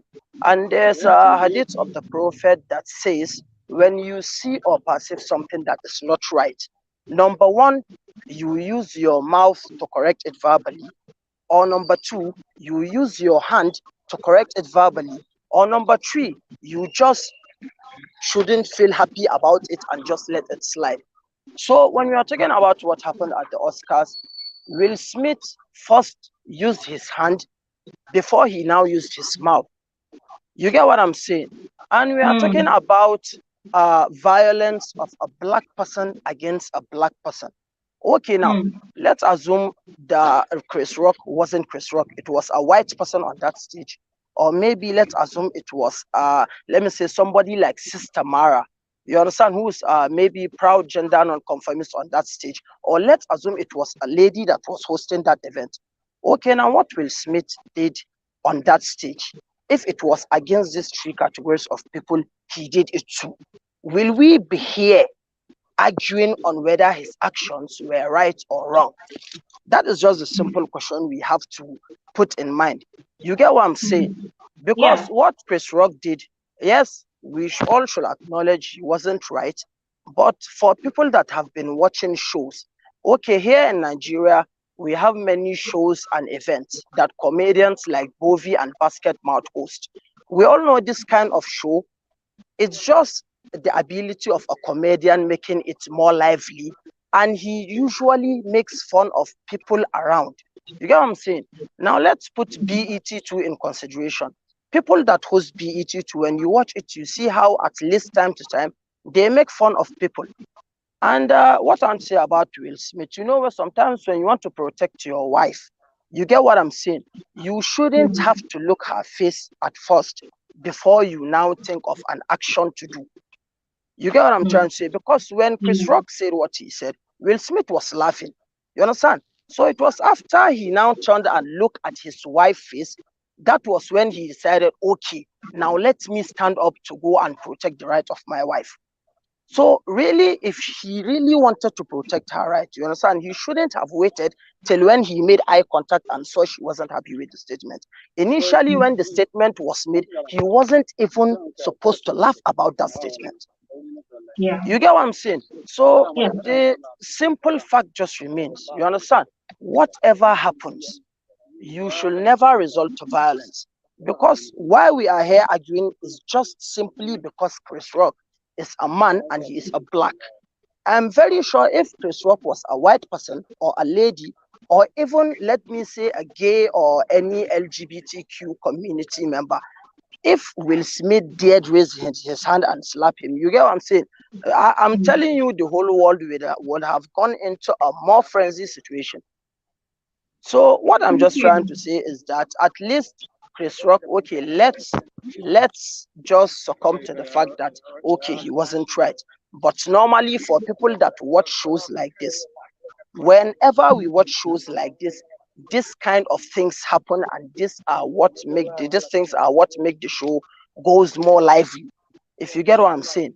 So we have seen many situations like this. People here in Nigeria, like MI, Whenever he goes to a show, if people are trying to, you understand, make fun of him, they do so for his height. You understand? Many celebrities do. People just say things, you understand, at events just to make fun and laugh.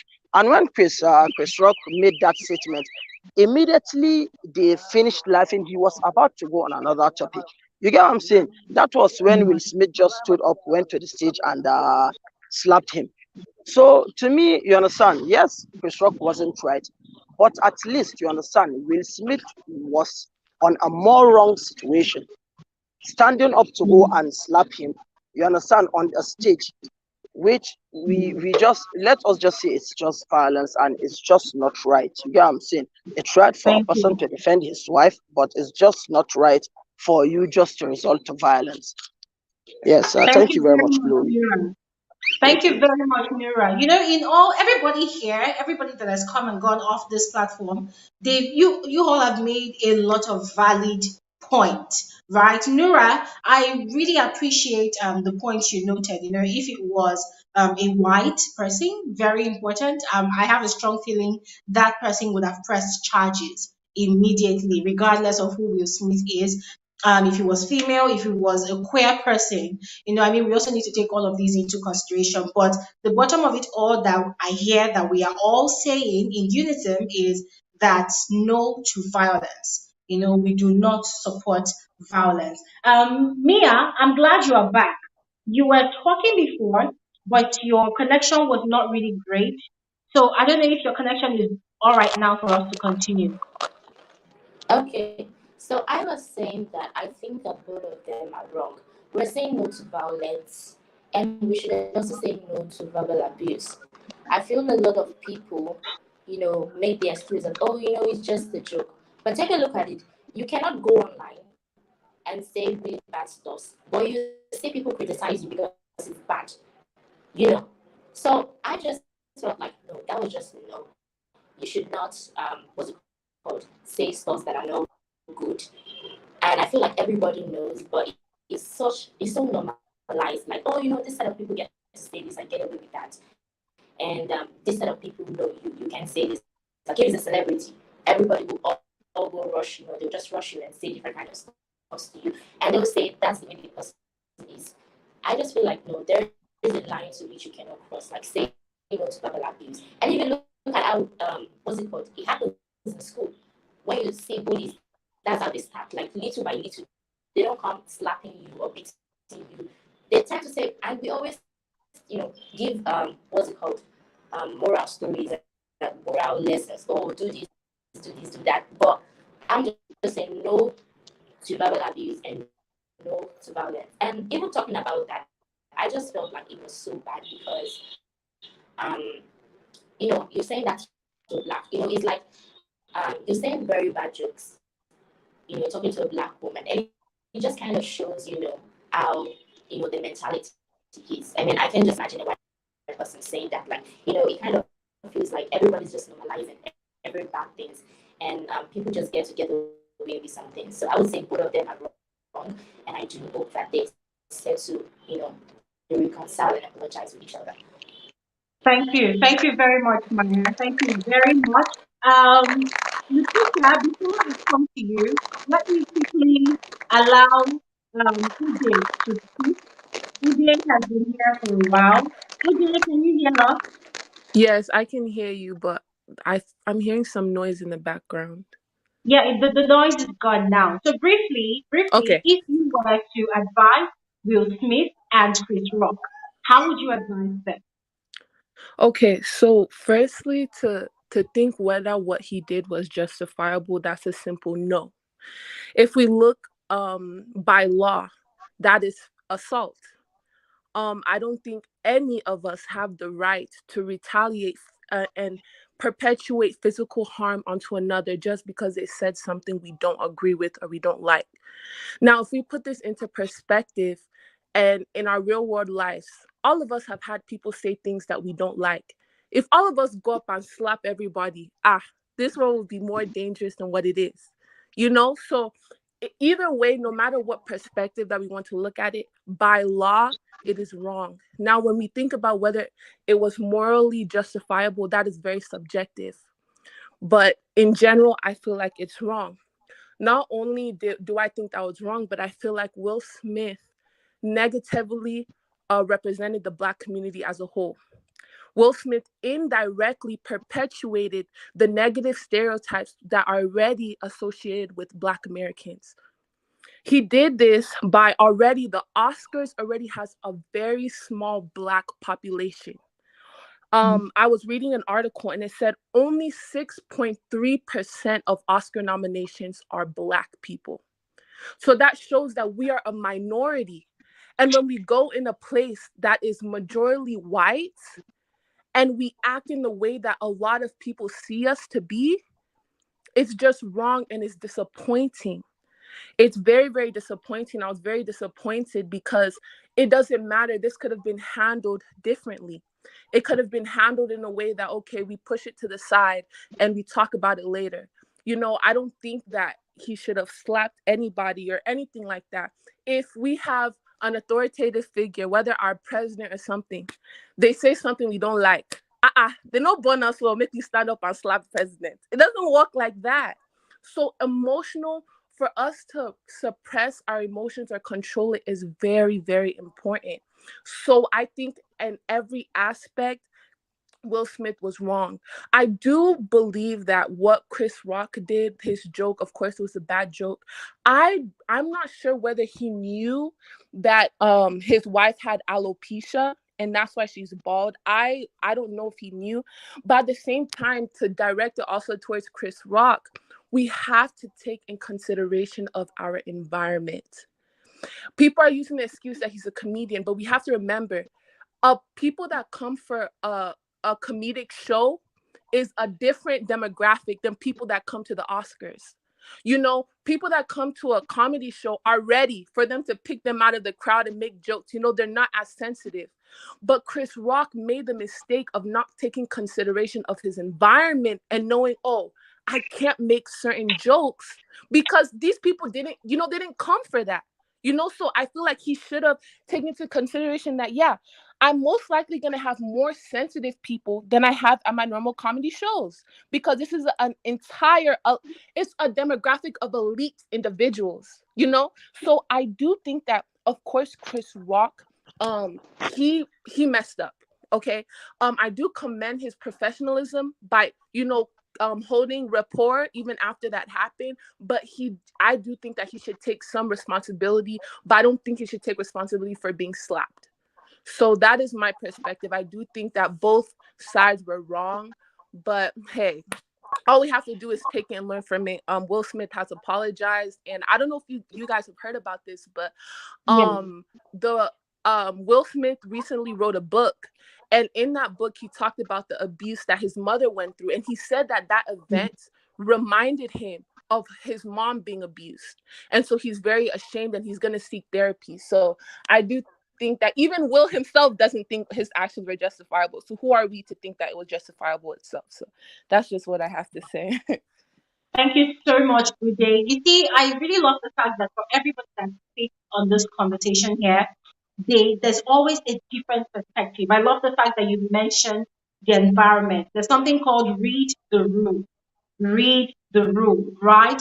People are gathered together. There's tension everywhere. Nobody knows who has won the Oscars. Nobody knows who has won in what category. And I just like what you said today. I feel just the same as you. Chris Rock did not read the room. That was a very bad joke, a very insensitive one that came to the wrong couple at the wrong time. Who knows? I mean, these people, they just might be trying to reintroduce themselves into the social life, into society again. That society of celebrities after all the shameful, drag and opera on the internet. They're probably just trying to introduce themselves back to society. And then still referring back, no to violence is what it still boils down to, and no as well to verbal abuse. Thank you very much, Uday. Latricia, I saw you want to say something briefly. Yes. I want to, after I spoke, Mr. A spoke, and he said the celebrities, the moment you become a celebrity, you already putting yourself in a chopping board. Not quite exactly how he put it, but then you're putting yourself on the spotlight. You must know that your life must change. So I wish he was here so that he can explain that if he says a celebrity's life must change as soon as they become the who's who, does it mean that they become less of human? Maybe their rights are now somehow infringed. Are they now robots? They no longer behave like, because they were born of a woman, they were raised in the same communities where we come from, and it's just that with life they got up and got there. Yes, Will Smith was also a comedian. Yes, comedians also always target celebrities. But then my concern is that most people are talking what I want to hear and what is relevant, what is right. But they are not talking about the kind of joke that this guy made. I'm saying the intention maybe was to make, yes, a joke or to roast the lady. One, it's not the first time he does that. Two, he is doing it this time. Now he is going to a part about a medical condition that this woman is having. And then not just a medical condition, something that has to do with the ego, the inner self, the pride of a woman. That is her hair. And we are saying it was just a joke. I have a problem with that one. Yes, it was a joke. The intention, let's just justify him and say he meant well when he went there. And two, I like what Ude was saying. The platform, it was for the Oscars. Yes, because he is a comedian, we expect a few jokes, but we are not expecting him to give us those deep jokes like he was doing at the thing. Fine, if they allowed him to do that, but not to do with somebody's a medical condition or disability. I totally differ with that. And I still maintain that celebrities are also human beings. It's only that their names carry a lot of weight. Let me put it that way. Or they are well known. They are public figures. They are role models. Maybe they must watch what they say and all that. But then in terms of emotions, they cannot control it. They are still human beings. You cannot go to school and go to study how to be in control of yourself. No. We can do anger management, but then emotions are emotions. To that, Mr. A? Do you want to briefly react to that or respond? Well, I mean, as I said, I mean, celebrities, everybody's actually put them on a platform whereby, people are actually going to either follow them like 24/7, monitor their lives, so they've now on a platform whereby they're being monitored. They're no longer the normal human beings like me and you. Everybody's actually chasing them, everybody wants a story from them. They've got to check themselves.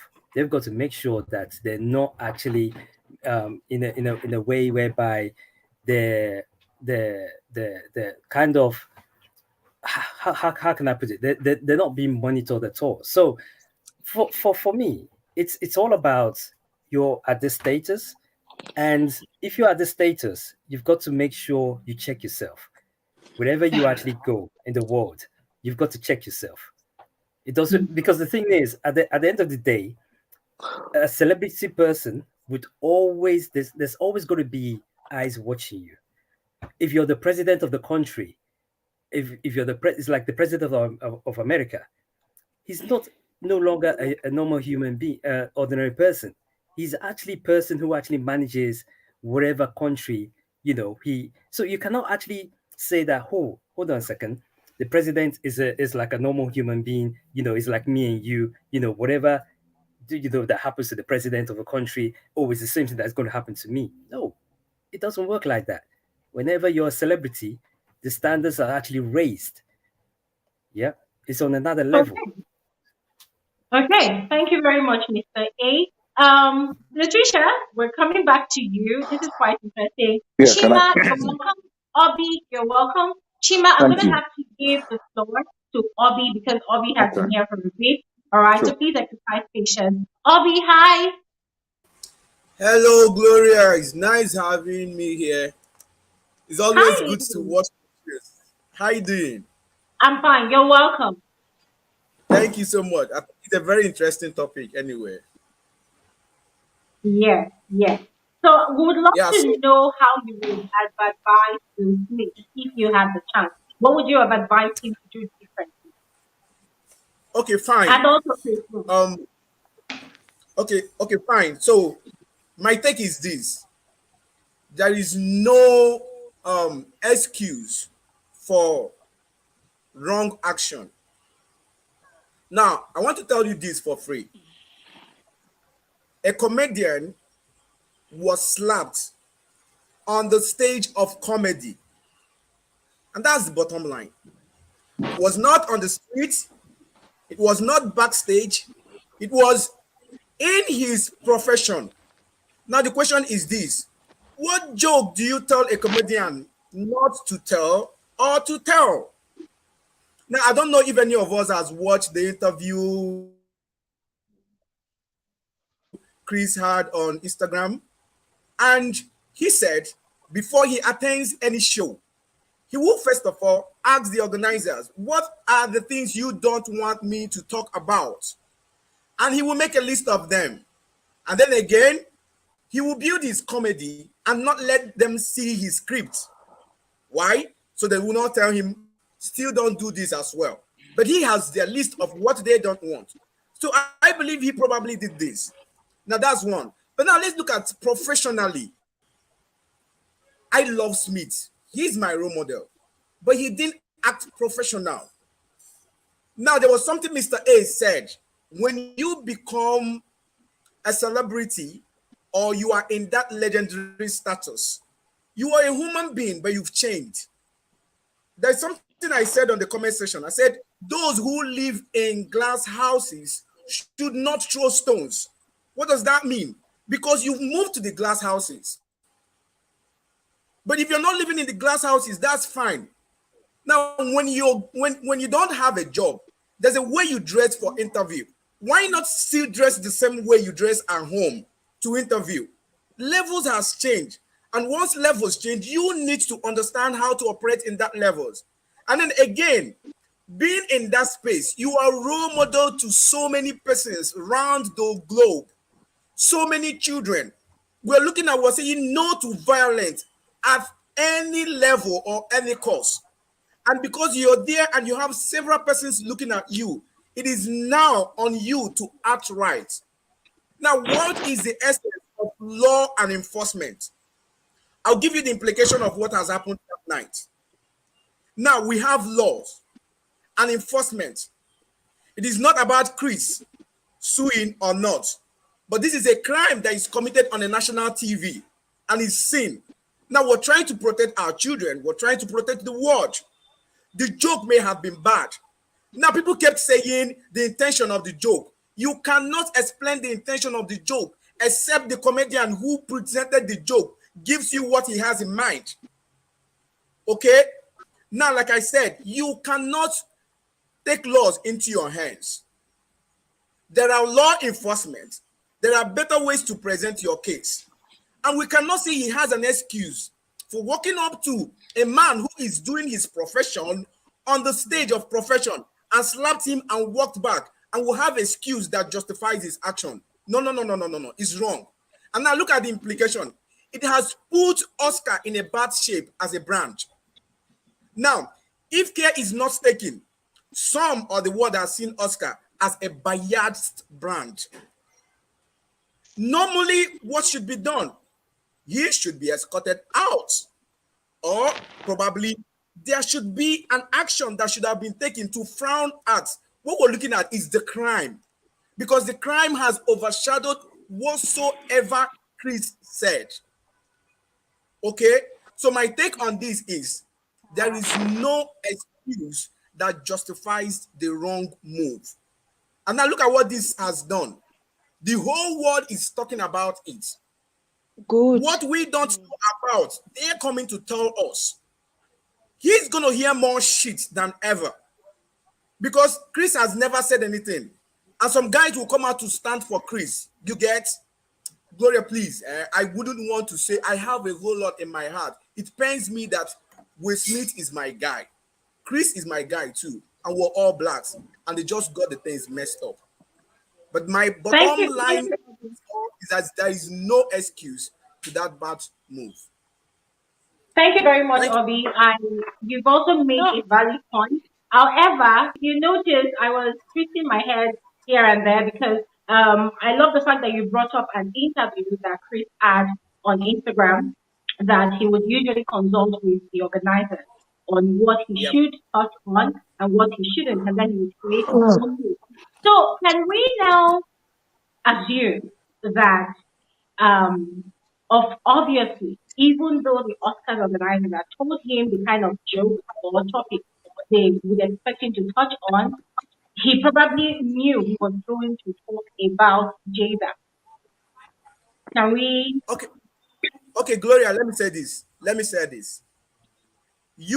I don't know if you have followed Chris as a comedian. Now, I before think you we as invite, an actor, now, as an let's actor, not, yeah. because if we look at this thing, there is a way we look at this, and we'll begin to look at Oscar as an inferior brand. There is what we call profiling. And before you bring any guest to your show, you must have profiled the guest. Okay? You must also be sure that the guest is in line with your brand and it gives that standard that your brand can associate with. And I probably believed that Chris was in that after profiling him to bring him on that stage. And guess what? Why did the securities not come out when Will Smith was walking towards him? Because they knew that it's absurd. No man can do that for any reason. Everybody was shocked at the first instance. This is a joke. Let me see, we have had more sensitive jokes and people laughed at it and then went behind and resolved it. And then the comedian comes on air to say, oh, please, I never knew it was going to get to this point. That's how to do things. You can also sue him and then he will go to defend himself. Then you have made us your hero. But he just dropped himself. I feel so bad about that. Okay. It's very painful to hear some of the comments and from our men, whom I still maintain that they are supposed to protect us, not with violence. Like I said from the onset, I'm not saying violence is the option. But then also, people now, when they talk about what Chris said, they are not talking about what it is that he said. What it is that he said, he made a joke about a health condition of a woman. And it's not just a health condition. Yes, I can categorize it as a disability, because being a woman and not being able to grow your hair, do you think it's an easy road to go? And do you think it's a simple thing, it's a comfort for the husband to have to constantly motivate the wife and all that? Because I'm not saying Jada is always crying about her hair, but then I'm just assuming that maybe if it was me, I would be feeling that way. And now you are busy saying what you're saying, the last speaker, OBI.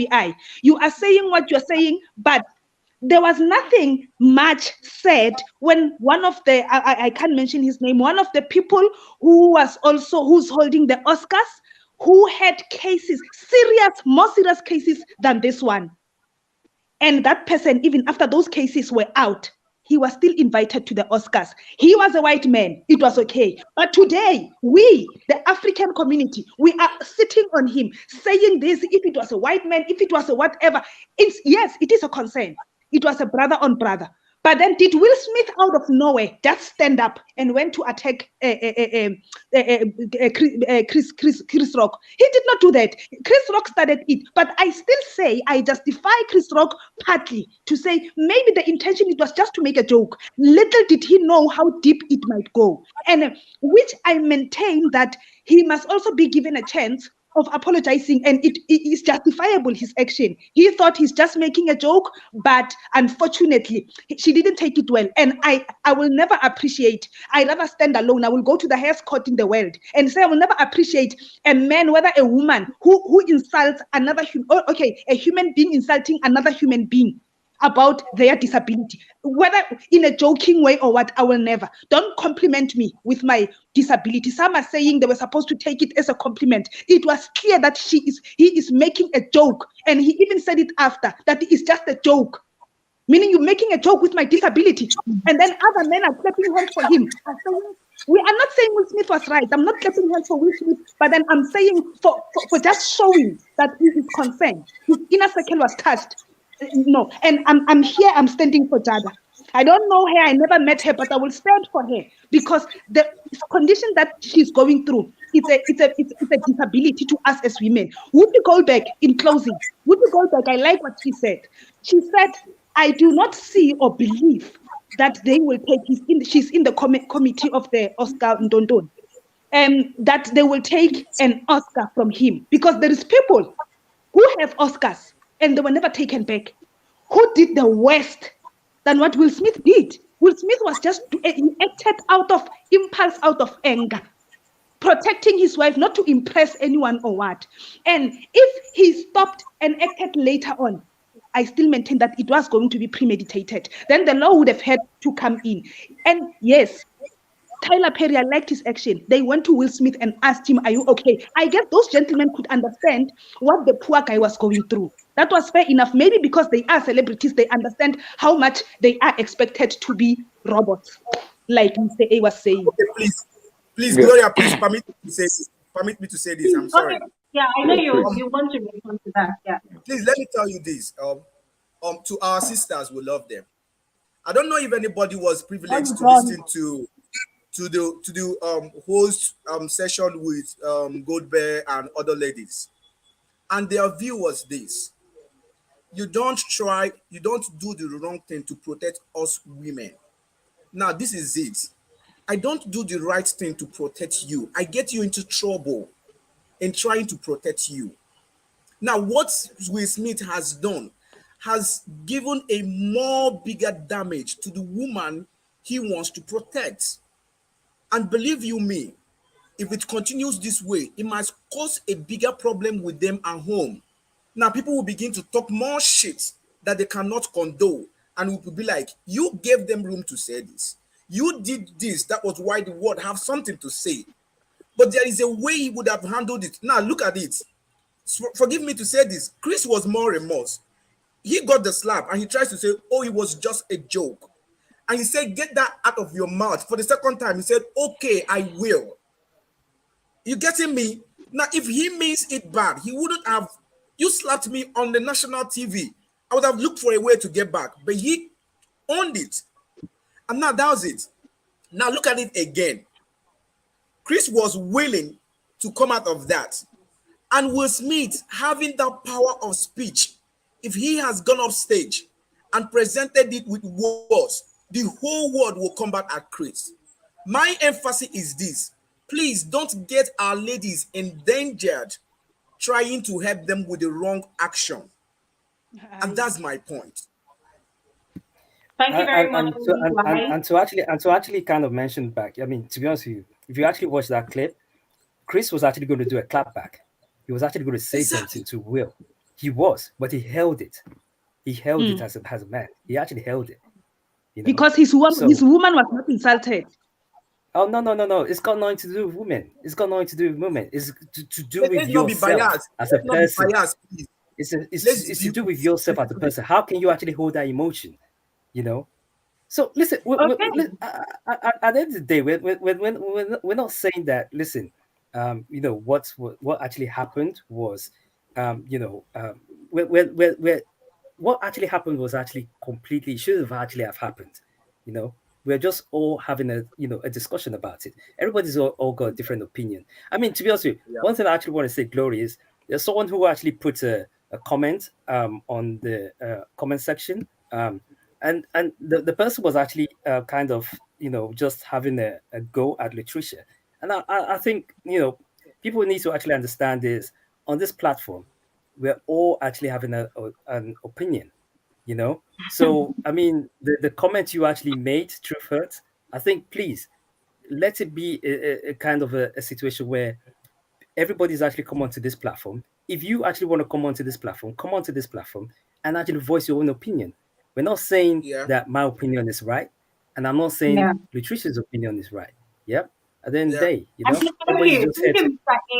I think I need to make this a general announcement. This channel is called Frankly Speaking with Glory Elijah. If you notice, I have never told anyone you are wrong, you are right, keep quiet. No, this is something that happens, right?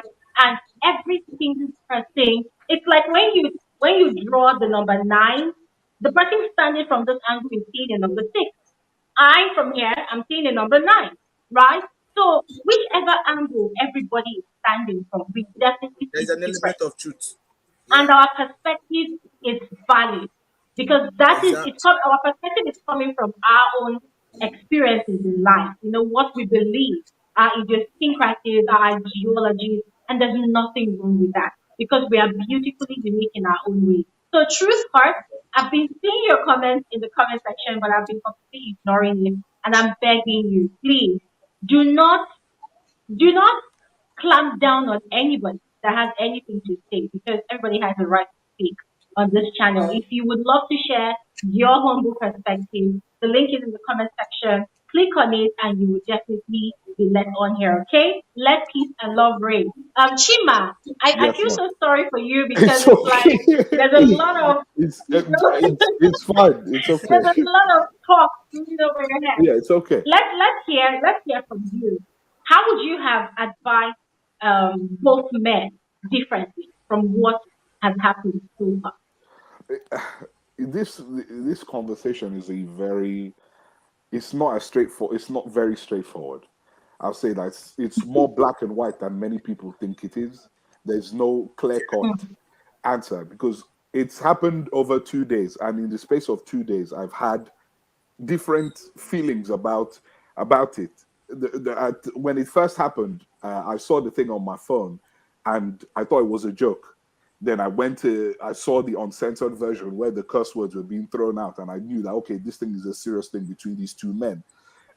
My dad used to always say, I'll start with this. My dad used to always say, it's always funny till it's about you.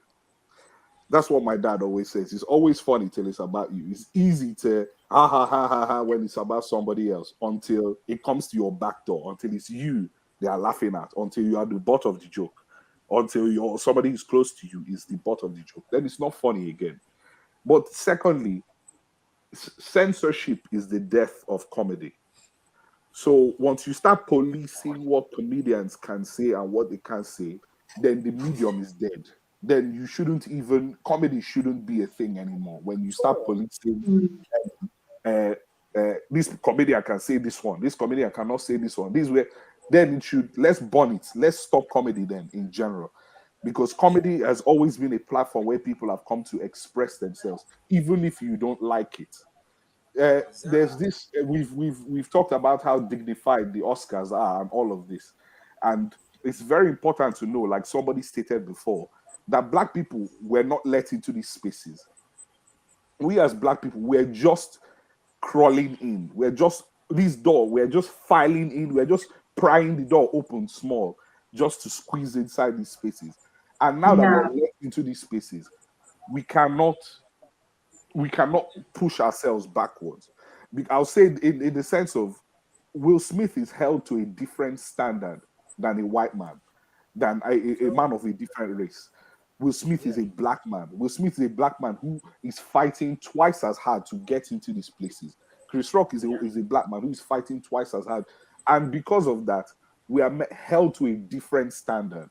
Somebody explained it here that if it's two white people who slap themselves on stage, it would have just been those two white men who are slapping themselves on stage because there's no stereotype of these people are inherently violent in it. But two black men have slapped themselves or are quarreling, or one went to slap another one on stage. There's already a thought pattern about black people. These people are inherently violent. They go to violence as their first resort to handle situations. And then when we are allowed into these spaces, this is then how we behave. How are we then opening the door more for other people who are coming into these spaces? The thing is deeper than it's important to know that black women suffer alopecia more than white women. This is hair loss. It's statistically proven that black women suffer it more than other white men. So it's a sensitive and a sore subject for black women, especially. So I understand that in full. But Will Smith has detracted from his own night and from the night of other black people who won that night by his actions.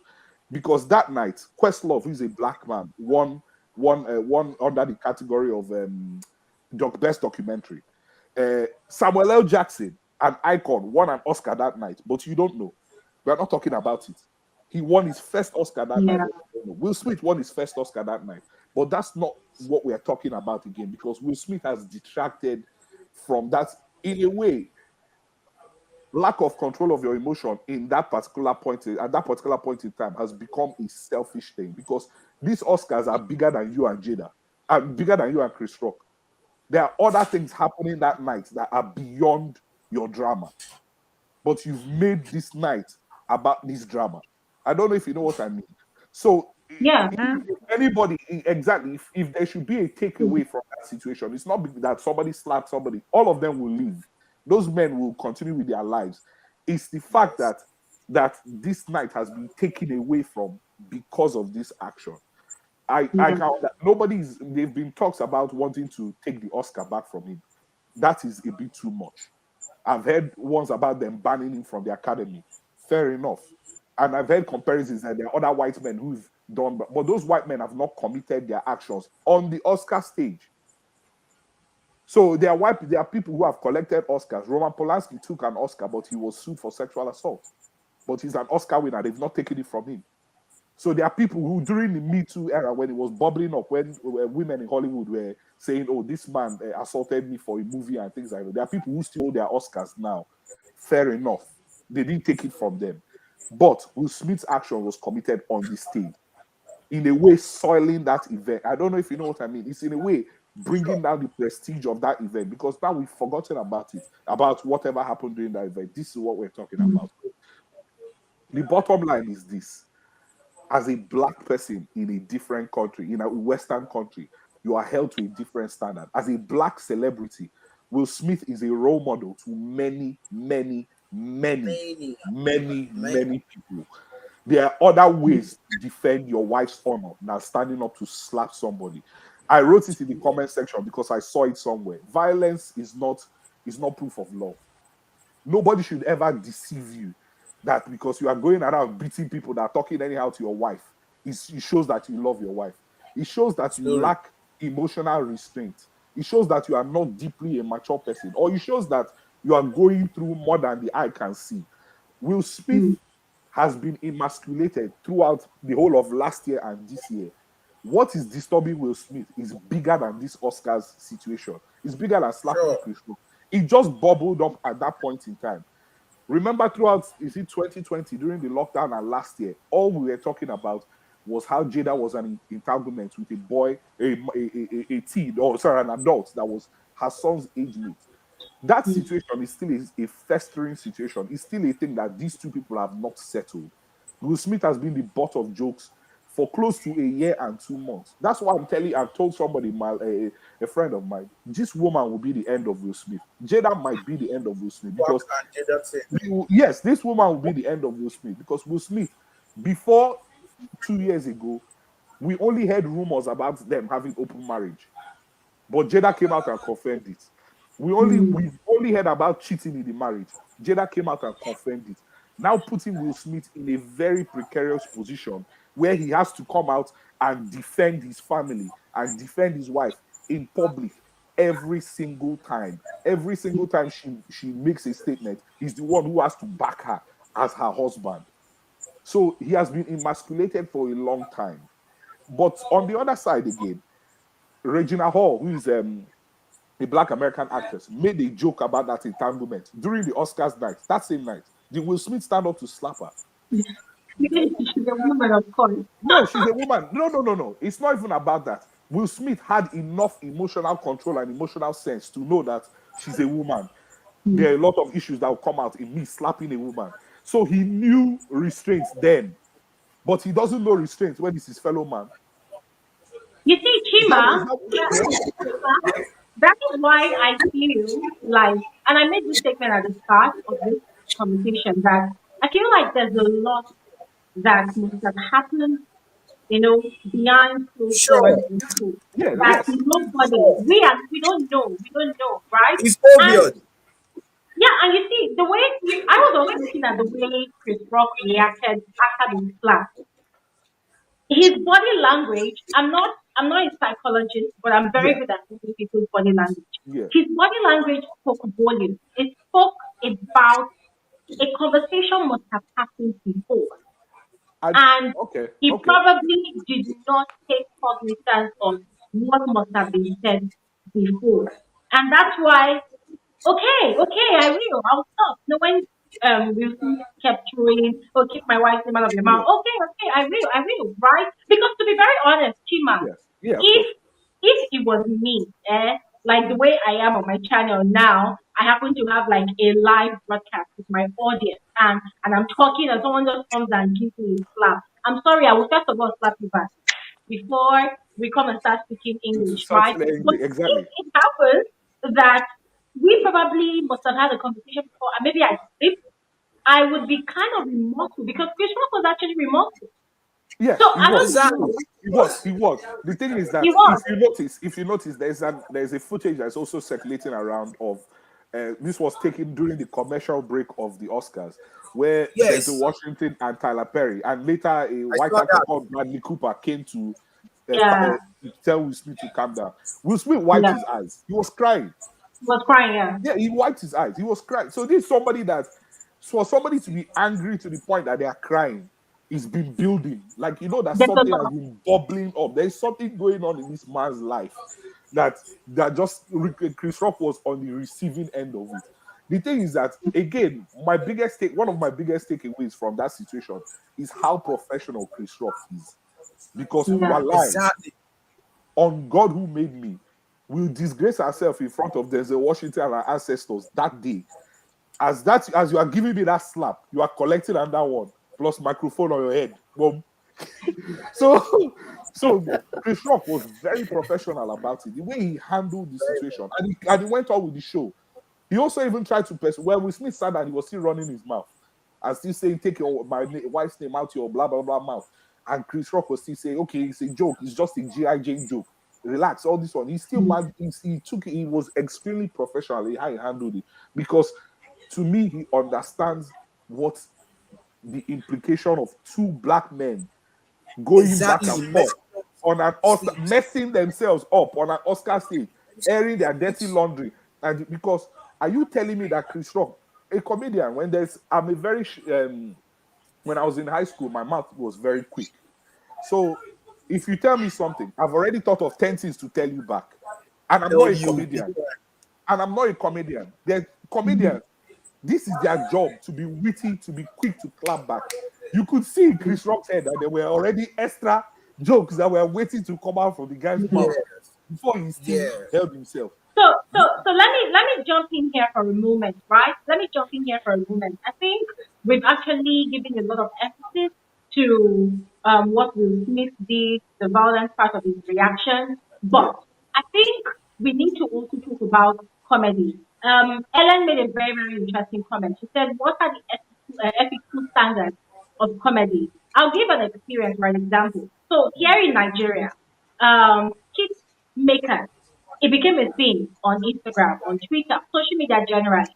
They'll make skits. Now they started off with doing very interesting skits about mommy and daddy, food, the poor man, rich man, and then they now gravitated The towards prank. the gender, the females, right? Okay, Oh, okay. a girl. Okay, there was a particular guy. I don't want to mention his name. I don't want to cancel him. I have no intention. But if I talk about him, you people might know. So the kind of comedy skits he started creating 3 years ago, 2 years ago, it was too offensive to the women. Now he would make skits like, "Oh, this girl is a gold digger. This girl," like he would do a skit that a girl is fully dressed, and before you know it, she's almost naked. She's only wearing a bikini, right?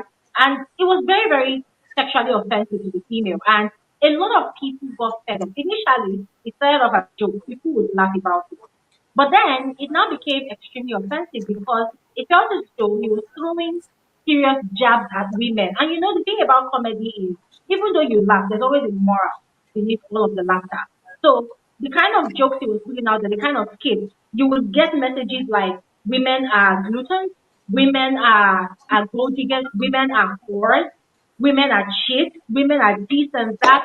It was a long list, you know. So it and the thing about skits like this is young boys or young men, they are growing up and they are getting really excited at the prospect of jumping in on social media. So the things they consume, it goes a lot to form the kind of mentality and perception they have about women. So you see that some of them they begin to have act in a very, very funny way towards women. You want to see a young boy talking to a girl, and then oh, because of what he has seen in a comedy skit, he approaches the girl like that or addresses the girl like that. So people started protesting online and canceling him. So it went on for a while, I think for like a day or two, just according to Twitter standards. Something would trend for a while and then it would stop. And then later, the guy had to now make a video apologizing because he too realized that even though it was all a joke, there was no line. He was just going in and pumping things, forgetting that he was also breasted by a woman. He also had sisters, you know. There was no respect, no regard for the female at all, you know, in most of his kids. And aside that too, people's deformities, oh, a blind man, oh, someone that had this, oh, someone that had halitosis, someone that has body, you know, things like that. There was just too much offensive. So he apologized and moving forward to now, I think the kind of kids they put out there is now changing. Why did I bring up this story? According to Ellen's comment, which I find very interesting, don't you all think that there should be a standard to creating comedy? I mean, I feel like people can actually make jokes without being overly offensive, especially to people's disability.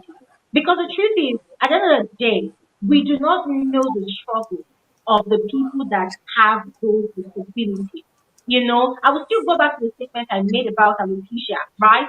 If you go to Google, you check what happens, blah, blah, blah, Google will say that, oh, it does not kill. But I stand to say that any ailment that anybody has that will not kill them physically, it can as well start killing them mentally, emotionally until it graduates to a physical death. How can that happen? People can choose to take their life because they are frustrated, they are depressed. I've seen a lot of documentaries on TCL where young girls, 15, 13, 16, because they want to go to prom in high school, they don't have hair. So they feel so little, they feel less than the other kids. And you see them they start costing themselves. They want to kill them, so they want to die. And then they take them to clinics where oh, they can give them wigs that are almost permanent. You know, things that to boost their confidence. So what I'm saying is I understand comedy and all. We want to laugh, we want to be entertained, we want to have a good time. But can these comedians also understand that even though they are working, even though they are doing their job, even though they're entertaining people, they should also understand that most of these people they might laugh off, but some of them they go back and they cut themselves. I'll say this. Sorry, I hope I'm not cutting anybody off. I'll say this. I'll still stand by my initial statement about censorship is the death of comedy, meaning that once we start drawing lines, where is the line drawing going to stop? That's the thing. Once lines have started being drawn, where is the line drawing going to? Where is it going to end? Yes, you can, as a comedian yourself, you can make it your personal mission to stay away from different types of jokes. When Will Smith was rapping, he didn't cuss. That was his choice. So he didn't use any cuss words. He didn't call women any type of. So his raps were clean. And there were people who, in their own niche, they rap about that's their niche. You can never put a line on comedy because comedy is a means of self-expression. And when we're talking about self-expression, you should be ready to understand that in self-expression, people are going to say things that are going to offend you deeply. That is what self-expression is. And you have the right to also express yourself in whatever and express your disapproval in whatever way you see fit.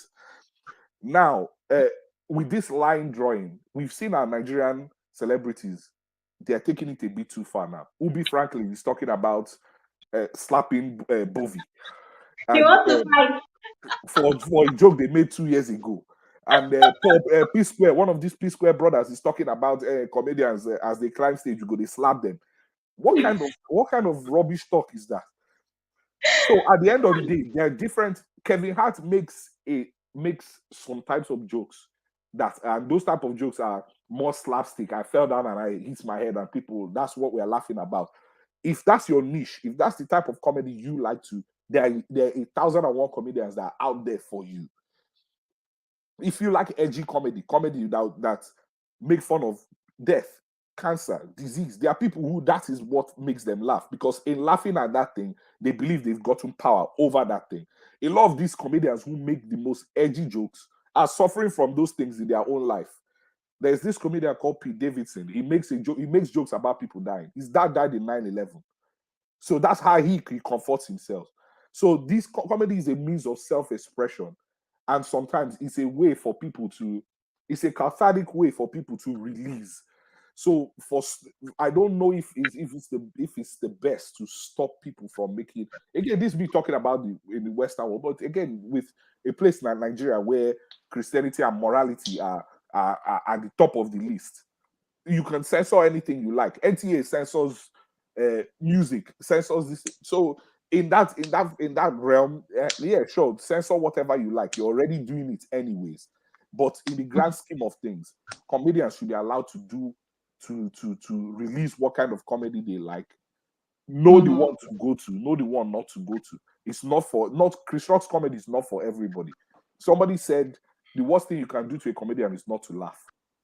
If it's not funny to you, don't laugh. That's just literal. If it's not funny to you, don't laugh. That's the bullet that you're using to shoot a comedian who is making fun of you. But okay, so we are actually running out of time. Yeah, I sorry. need to end very soon. Let me give the floor a bit to Salaam. Salaam, thank you so much for your patience for waiting it out. Thank you so much. I really appreciate it. So very, very briefly, just respond to the idea of comedy being censored a bit, sort of. Thank you, Glory. I believe and I feel it should be censored. Not really censored, there should be a line. There should be a thin line not to cross. The reason I said so is because you can make joke of entanglement and things like that. That's fine. Like it's a divorce or something. Like some people would not take it lightly. Some people would take it lightly. But my own is when it comes to a disability, there should be a thin line on that issue. I live in North America and I stand to be corrected here. You can make fun of people's disability in this part of the world. I'm from Nigeria. I grew up in Nigeria. I came to Canada about 15 years ago. The way life is in Nigeria is different from the way life is in here. We have thick skin in Nigeria. You can say a lot of things to people anyhow. In Nigeria, we don't condone people. Like you can't call out someone for being gay, for example, or you're lesbian, or you can discriminate against people like that in Nigeria. In this part of the world, I have gay friends. I am a Christian. I have gay friends, for example. You can call out on them. You can do things like that. So the way the culture is here, it's different. They are protected people in this part of the world. It shouldn't be censored, but when it comes to disability, there should be a thin line that nobody, irrespective of who you are, you shouldn't cross. You can't make fun of somebody who has lost his arm or lost his leg or is mental. Like, and some of those things leads to depression, it leads to death. So when it comes to disability, there should be a thin line. Probably every other thing else, love life, anything, it's fine. But when it comes to disability, there should be a thin line we do not want to cross. That's what I have Yeah, to thank say. you very much. Thank you very much. You just echoed what Princess wrote here, and I really like what Princess wrote here. She said the ethical standard of comedy is reliant on culture, context, and sensitivity. Sensitivity is key in comedy, in entertainment. It's key. Yes, and I'm also seeing another comment here. Bobby Townsend said, morally, yes, the comedian can censor themselves, but freedom of speech is too important for more serious matters. And if you let comedy affect free speech, then we are lost. Okay. Latricia, welcome back. We're trying to round off. I'm just going to quickly give, there's someone on here, Jesse. Jesse, can you hear us? Okay. I don't think Jesse can hear us. Okay, so Obi, briefly, just respond to comedy, having a thin line between being sensitive and not being sensitive, however you want to put it. Okay, to that, what I will say is this, Gloria. Saying to censor comedy is like censor how you laugh as well.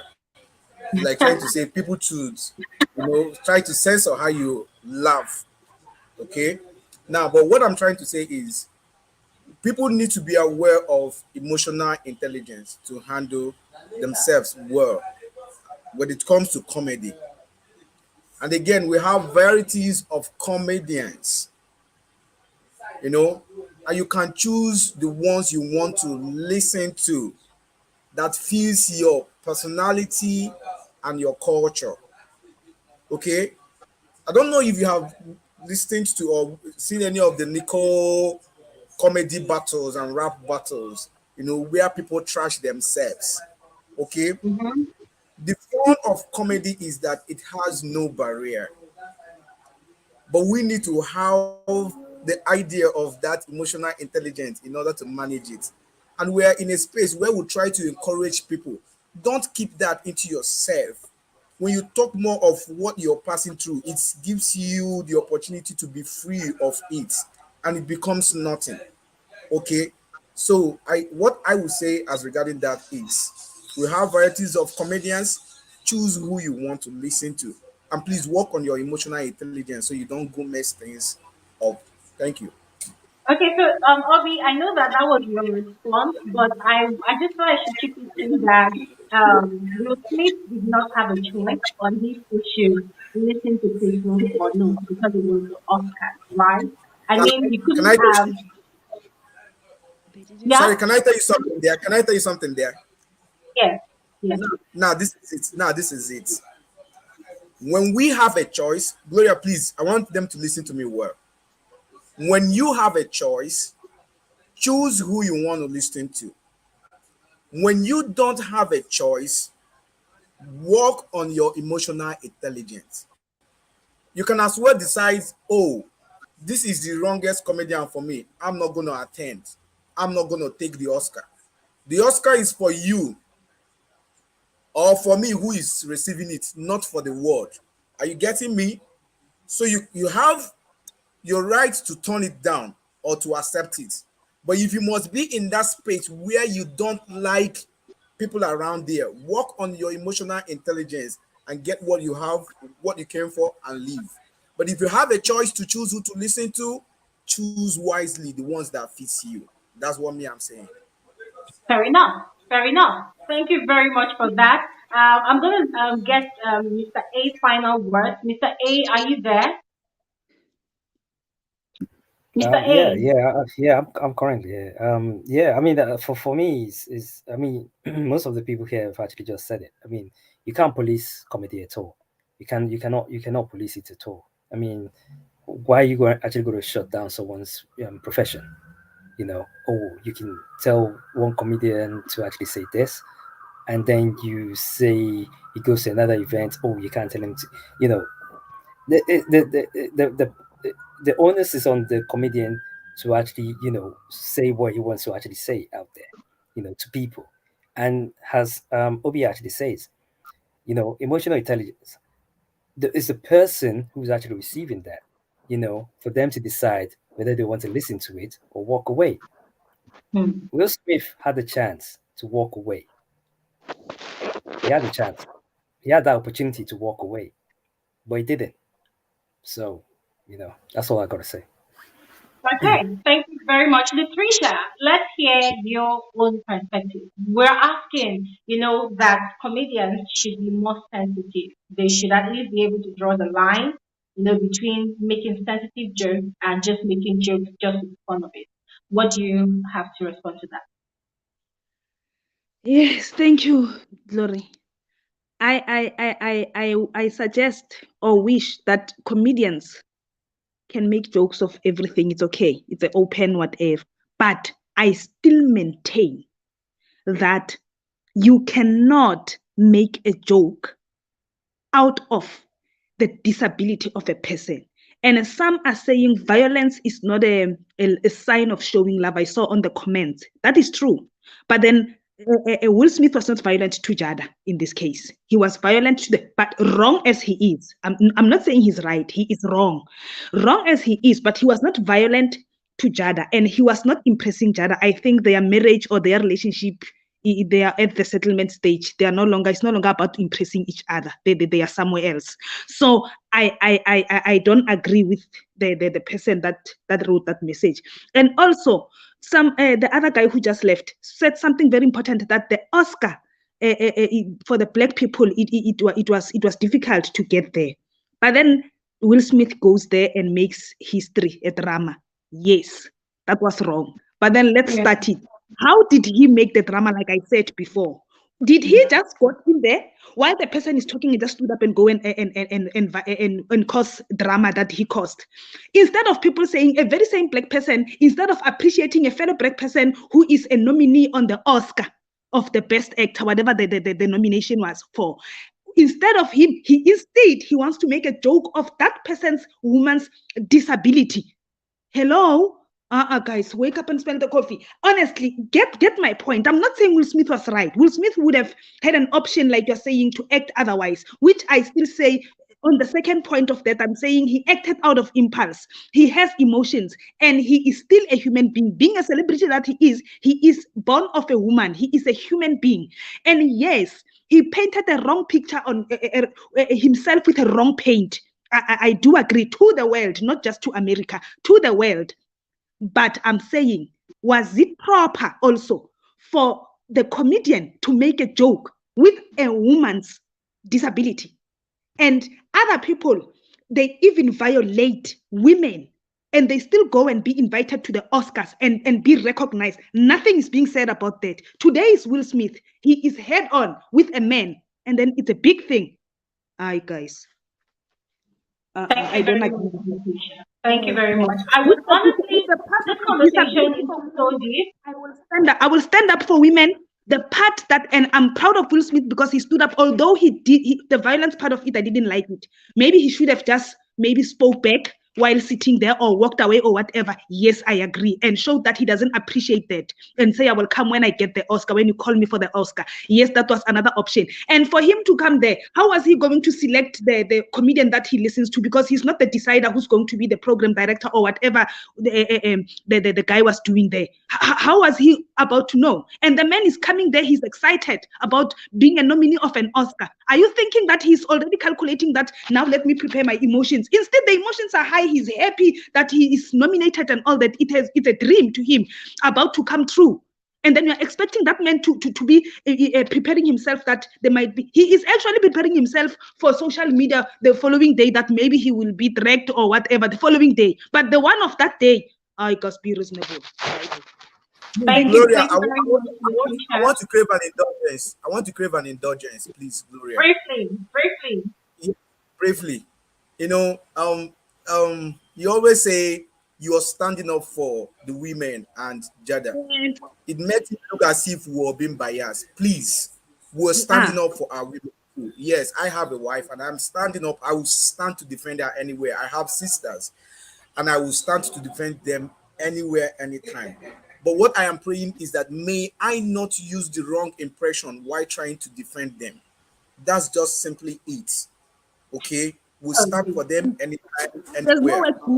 There's no workbook on how you are going to behave. And you also don't know how you are going to behave when something like that can come. Now, so Gloria, look at this, okay? If there is, like you asked, if there is a guideline for how comedy should be, and that was faltered, then we'll be looking at Chris holistically. But there was actually a guideline on codes of, there are actually codes and conduct when it has to do with how you respond to issues. You don't go physical. It is called assault. And that's what we're looking at. You went physical and it's called assault. But there was no guideline for comedy. That's why we can't hold Chris accountable or to a fault, though he's wrong from our perspective. But looking at it legally, he only did what he did on the stage of his profession, and somebody committed an assault out of anger or emotions. Thank you, Gloria. You know what? You know what? I just want to say a huge thank you to every single one of you. Those of you still on my screen, those of you that have said your piece and left, and those of you still listening. Listen, we could have this conversation for a long time, but we can never exhaust the conversation. Because why? It opens different doors to different learning curves. This one happens, there's a learning curve. This one happens, there's a learning curve. At the end of the day, this drama that happened, I think it has been really eye opening. Truth hurts, although truth hurts has been giving us some hard truth, but I really like the statement he made in the comment section. He said, he or she said, remember, an innocent black boy will lose his life because of the negative stereotype of black men that Will Smith showed the world. That is very apt. I have really I'm a student of literature, so I have read a lot of books, historical books about stereotypes and all of this. And to be very honest, I understand Will Smith probably did what he did out of goodwill to defend his wife, defend his wife's honor, defend his family. But the truth is, because he is Will Smith, he might not necessarily suffer the direct consequence.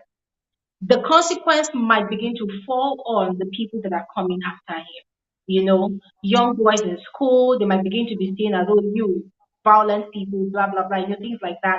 And Chris Rock is not 100% innocent in this. And that was why I asked the question about comedy or comedians being more sensitive. So it's not even a conversation of censoring comedy. Like you all said, it's going to completely read it off the fun and the impact it should have, right? But I feel like generally as human beings, not just as a comedian now or as an actor or as per whatever profession you are or you find yourself, I think if we are a bit more sensitive to people's plights, people's struggles, the world can begin to be a better place and more, bearable place. I mean, the world is hard enough. Come on.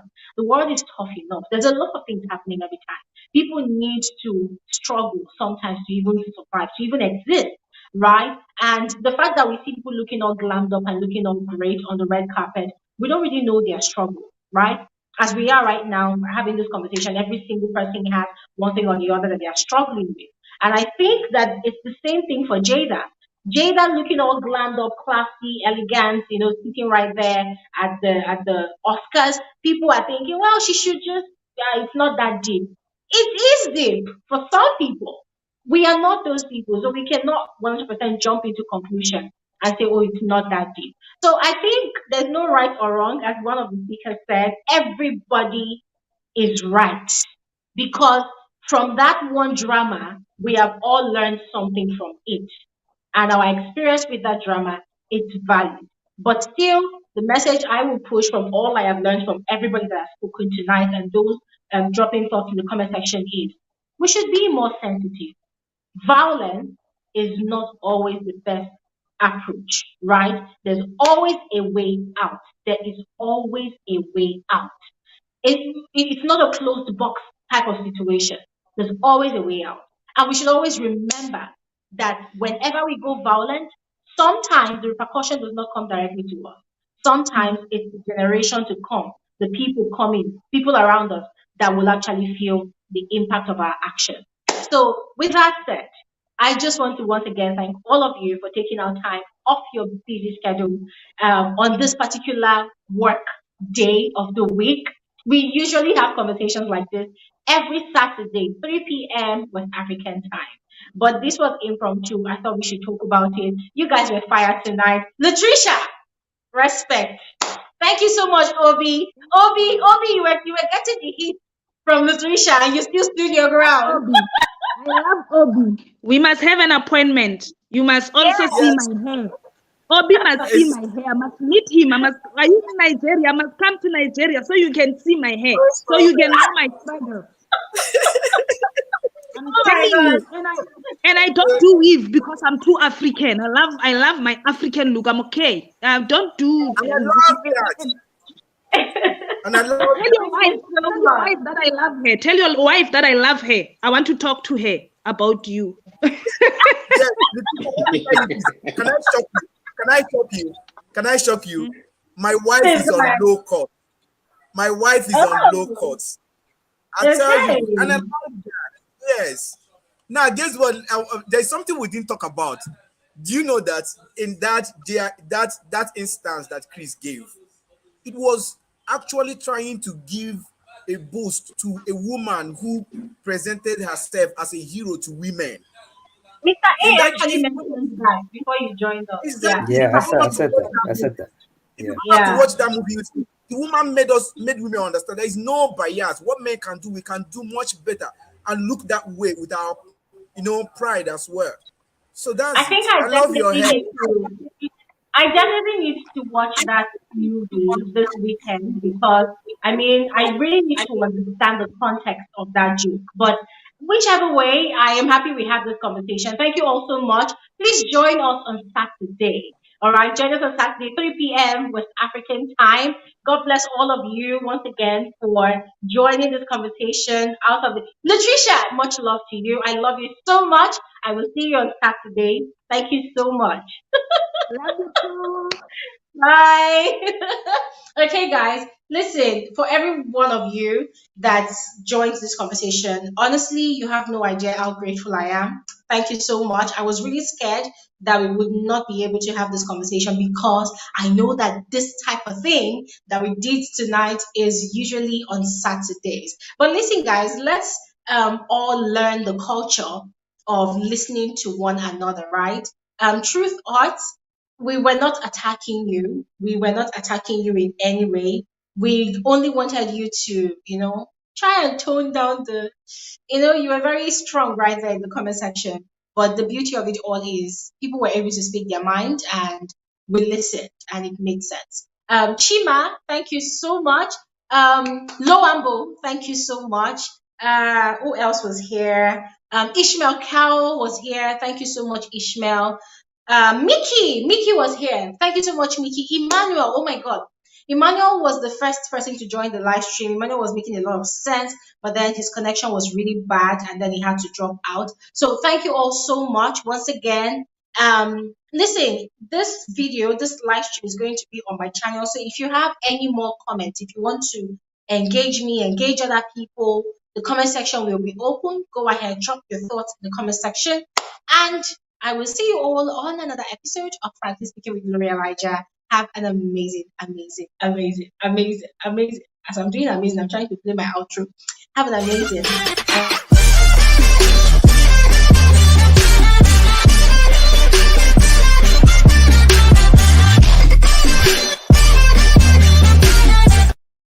Sorry, I'm done. Okay.